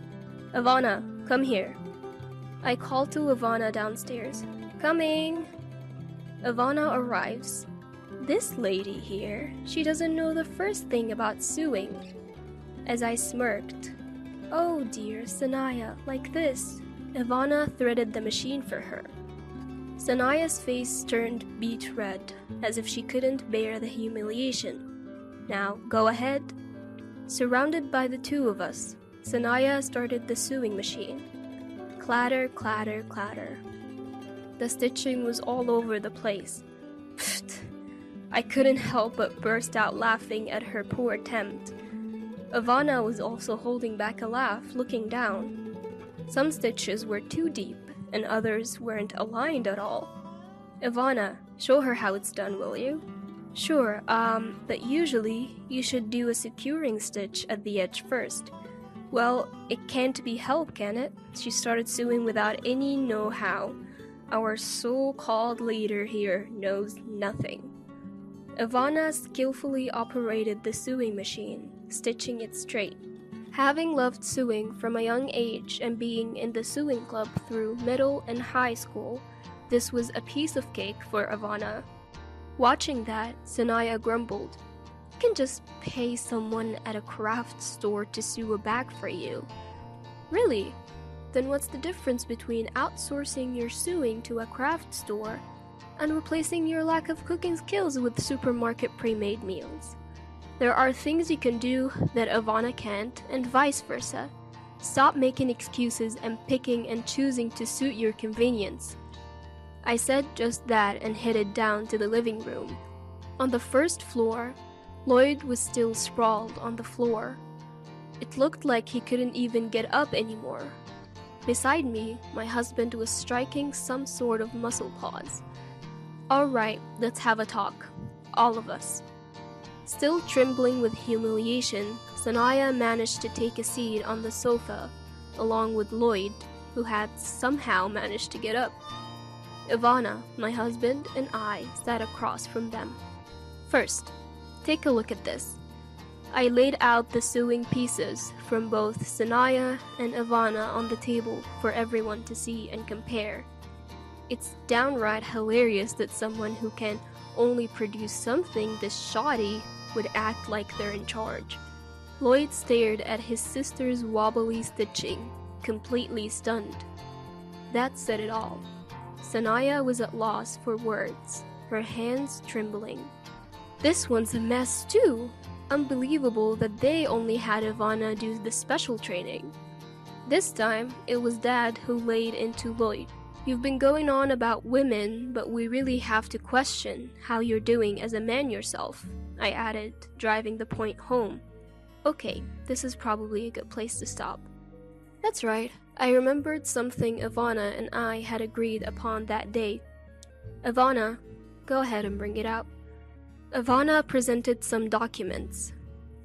It's not a quick divorce or anything, but I just can't go on with you anymore. I'm glad I realized it sooner rather than later. Ivana stated it firmly. What? Their voices of surprise came out in unison. Both widened their eyes, flustered and mouths moving, but no words coming out. Hold on, I was thinking of forgiving you as long as you showed some remorse. Finally, Lloyd spoke up. Sure, I can't cook, but that's not something I need to be sorry about. Devoting all our honeymoon to training and bringing in Sanaya, it's all just too absurd. I can't be with you anymore. Ivana started signing the papers with a pen. Wait, so it's my fault that you're getting a divorce? All I did was point out your flaws. Now it was Sanaya's turn to panic. Ivana shook her head. I never said I can't cook. I was planning on learning eventually. Besides, she paused for a moment. Just like I have things I can and cannot do, so does Sanaya. Judging that slowly based on your own convenience and standards is wrong, she said, setting the record straight. I went in for the kill too. You can't even sew or clean acting all high and mighty. Plus, you ruined the honeymoon and treated Ivana like a servant. I am too embarrassed to be related to you. Just sign the divorce papers and get out. And so, Ivana came back to our home. Sanaya got divorced because she was terrible at housekeeping. How dare she continuously harass Ivana, claiming to be some sort of mom or Lloyd's partner without even considering her own flaws. This is what we call personal responsibility. Meanwhile, Lloyd kept making mistakes at work due to his inconsiderate personality. He even said something insensitive to a female coworker like, "These documents are a mess. Are you not in the mood to work just because you're feeling unwell?" He faced severe disciplinary action and was suspended from work. Would you come back? If you reflect on this, I believe we can start over. And I feel like I could even get my position back at work. It seems like Ivana kept getting messages from Lloyd pressuring her to get back together, despite showing no signs of remorse. That's not gonna happen. I'm getting married. With that, she promptly cut off communication. Yes, Ivana is set to remarry in 6 months. Her new partner is also a businessman, similar to before, but much more easygoing. He's into ab rolling and has a fit physique. As long as I can eat, I'm good. When they dine together, they get excited talking about things like protein for bodybuilding. Ivana, who's now seriously learning to cook, joins her in the kitchen. I mean, I could at least make scrambled eggs. While making sandwiches for work, Ivana recalls those days. It's okay, don't worry about it. You'll get the hang of it as you go along. With that, I seasoned the dish just by eyeballing it. My brother and I have been close since we were kids. Even after we became adults, until he got married, we often spent our weekends together. Years passed since he got married. One day, when I assumed he was living happily, I received a shocking message from him. "I'm being accused of an affair I know nothing about, and they're demanding compensation in the divorce court." It seemed that my sincere and earnest brother was being sued by his sister-in-law. I immediately headed to my brother's house. My name is Ava. I'm a 31-year-old woman working as a lawyer. After graduating from law school, I became a lawyer and now work at a prominent firm. I always struggled with studies, so it wasn't an easy journey to get where I am today. Still, I became a lawyer and now live a busy but fulfilling life. Of course, every day is a day of learning, and I think it'll always be. But I have a unique hobby: gaming. I'm what you call a gamer, and when I have time, I play online games with my brother, also a gamer. Samuel, my brother, who's 5 years older, supported me during my college admissions and bar exams. We're still very close. I was forming my career as a lawyer while enjoying games with Samuel. But since he got married last year, we played less frequently. One relaxed weekend at home, Samuel called. "Hey, do you have a moment?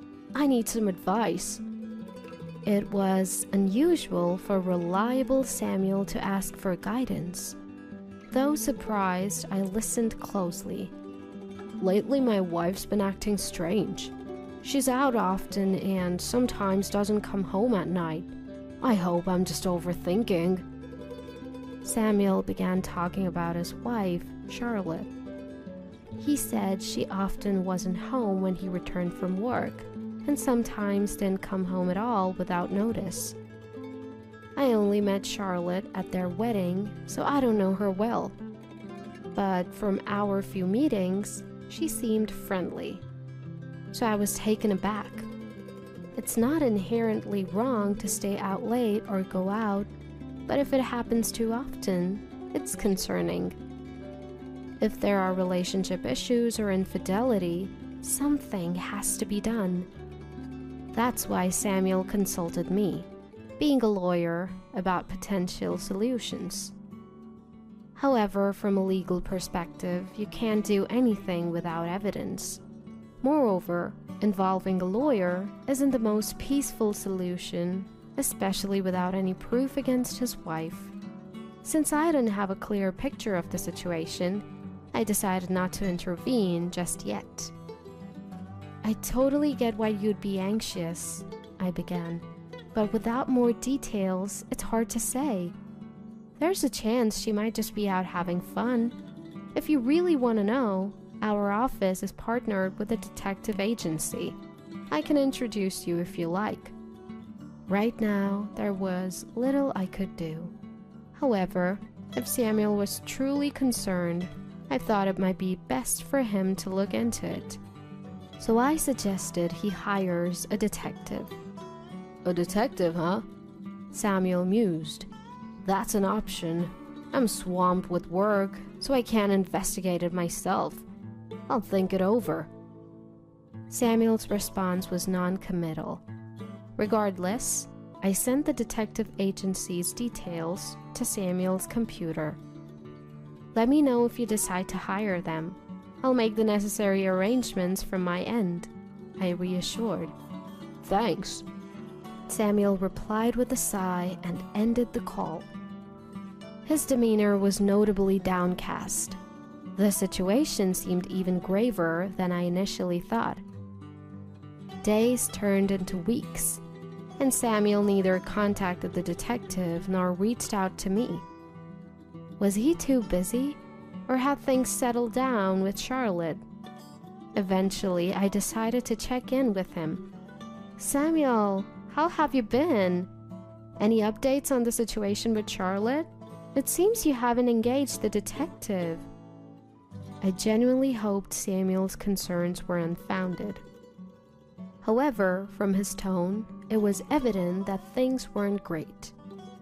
"It's not resolved," he admitted gloomily. "I considered hiring the detective, but Charlotte manages our finances, my salary, everything. I can't afford the detective's fees." Samuel explained the situation in a somber tone.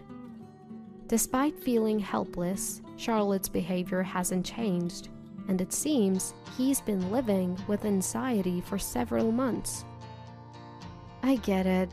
Hiring a detective can be pretty expensive." Samuel's allowance wouldn't nearly cover the investigation fees. Hearing Samuel's disheartened voice made me feel heavy-hearted as well. "All right, I'll help out. Let me see what I can do from here, so don't be too down, Samuel." I owed him big. I thought of this as an opportunity to repay a favor and told Samuel so. I wanted to alleviate Samuel's worries, even if just a little. I asked Samuel to wait a bit and ended the call for the day. A few weeks later, I stumbled upon some unsettling information about Charlotte. Before I could share it with Samuel, he called, sounding more frantic than ever. "Is everything okay?" "Something's come up," he blurted out. I braced myself for what Samuel would reveal next. "Charlotte is threatening to sue me for alimony based on false allegations of infidelity. She even has a lawyer demanding compensation for our pending divorce, claiming they'll proceed legally if I don't pay." It sounded like Samuel had been ambushed by Charlotte and her lawyer, with unexpected demands. He explained that he had secretly called me during a break from their intense discussion. Hearing this, I was at a loss for words. I knew Samuel wasn't the type to cheat. Samuel himself probably has no idea at all. That's why he's saying it's fabricated. So, Charlotte is claiming compensation in the divorce trial based on a non-existent affair story about Samuel.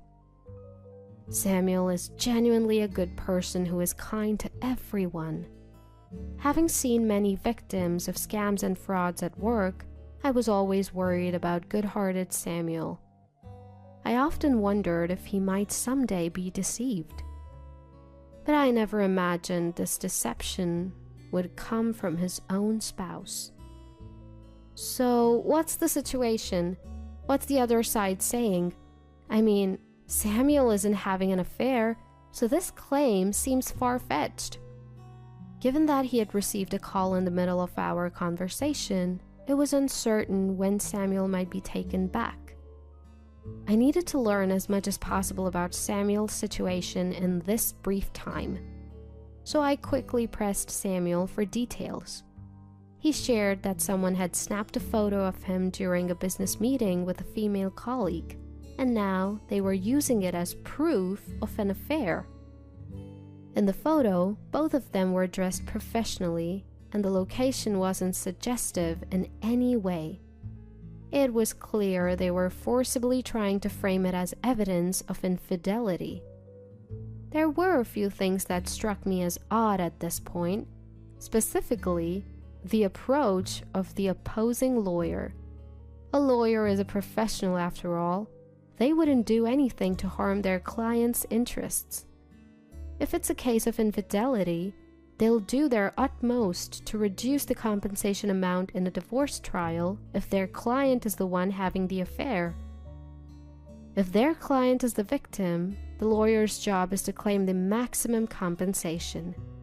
But demanding compensation based on such flimsy evidence was highly suspicious. If they truly studied law, then they're a truly terrible lawyer. If such unreasonable demands were met, anyone could make wild compensation claims. There was no need to accept such an absurd request. As a family, I couldn't stand by and do nothing. "Samuel, I'm coming over right now. Don't answer anything they say until I get there. Just stay put and wait for me." I decided to step in as Samuel's lawyer and talk to Charlotte and her lawyer. From lounging in my casual clothes, I quickly changed into my suit, shifting into work mode. I called a taxi and headed to Samuel's house as fast as I could. Upon arrival, I took a deep breath and rang the doorbell. It was Samuel who answered, and he welcomed me inside. Heading to the living room, I found Charlotte sitting next to an unfamiliar man. This man seemed to be Charlotte's attorney. Both of them looked at me in surprise. "Sister-in-law, it's been a while." I greeted Charlotte briefly and then introduced myself to the man beside her. "Nice to meet you. I'm Ava, an attorney. I'm here today representing Samuel." At my words, both Charlotte and her attorney looked shocked. "What? Ava? A lawyer? You're joking, right?" Charlotte mumbled, exchanging a quick glance with the man beside her. It's understandable that she was taken aback. She had no idea that I practiced law. I had been approached for free consultations and mentioned behind my back, leading to past troubles. As a result, I seldom share my profession with anyone other than close friends and family. Of course, that includes relatives too. Samuel understood my sentiments, so he never mentioned my job to Charlotte. That's probably why she was so surprised to see me step in as a lawyer. Charlotte controlled Samuel's income. He wouldn't have the means to hire a lawyer under normal circumstances. Perhaps she thought Samuel would be defenseless and took this opportunity to make her claims. Silently seated were Charlotte and her attorney. As I was pondering the next move, Charlotte's supposed lawyer spoke up. "I don't care if you're a lawyer or not. Your brother cheated. He should obviously pay compensation, right?" Beside him, Charlotte nodded in agreement. Did they genuinely believe they could win compensation in a divorce case with that? "What do you have as evidence of this alleged affair?" While I could never believe any tales of Samuel's infidelity, the two kept insisting even after I arrived. Wondering if they had any additional evidence beyond what Samuel shared with me, I pressed the opposing lawyer. "He was having dinner with another woman. That's solid proof. Let's say we'll let it slide for $50,000. You wouldn't want this getting out to family or his workplace, would you?" The man's words could be construed as a threat. I almost chuckled, demanding $50,000 based on such a flimsy accusation. Doesn't he realize how ridiculous he sounds? His bold claims only made me want to laugh more. By this point, my suspicions were nearly confirmed that this attorney might just be a fake. Despite being a so-called attorney, he had employed what seemed like threats against Samuel, something that had caught my attention from the start. I initially thought he might just be a corrupt lawyer, but even with a genuine attorney like me present, he kept making statements no real lawyer would utter. Claiming $50,000 compensation based on a mere public meeting is absurd. Just being in a suit in broad daylight in a public place doesn't prove infidelity. To prove adultery, there needs to be direct evidence of actual misconduct. Any attorney would know this. It's a fundamental aspect of the law. If he doesn't even know this, something's off. "I understand your concerns," I began, "but we can't just agree to the payment. Sir, could you provide your attorney license number and your full name? If you could also provide the name of your firm, I'll get in touch to set up another meeting." I pressed the opposing lawyer for his credentials. As expected, he began to falter. I can't quite remember my license number right now. I must have forgotten. Please contact my wife for appointments. Forgetting one's own attorney license number? That's unimaginable for a real attorney. It's clear he's trying to deflect and quickly exit the situation. You can't say it, can you? Because you're not a real lawyer. I hit the nail on the head. I thought he would admit it now, but he defiantly countered. What are you talking about? That's absurd. I could sue you for defamation. If he could, I wished he would. I couldn't help but burst out laughing. If you're genuine, then tell me. A trustworthy attorney wouldn't hide their identity. And a real attorney wouldn't threaten to sue over such a minor issue. I replied with a smirk, leaving him speechless. The tables seemed to have turned. Both Charlotte and the imposter attorney looked defeated. Now, the ball was in my court. Mr. Fake Attorney, aren't you actually Logan, sister-in-law's former classmate? You work in sales, don't you? Hearing this, the two of them looked up in shock. Samuel, who had been quietly watching the exchange beside me, looked at me in surprise. You're not an attorney. Your sister-in-law's a fair partner. It wasn't Samuel having the affair. It was you two, wasn't it? Am I right, Charlotte? Everyone in the room was taken aback by my revelations. The sudden appearance of an attorney who knew everything must have been startling.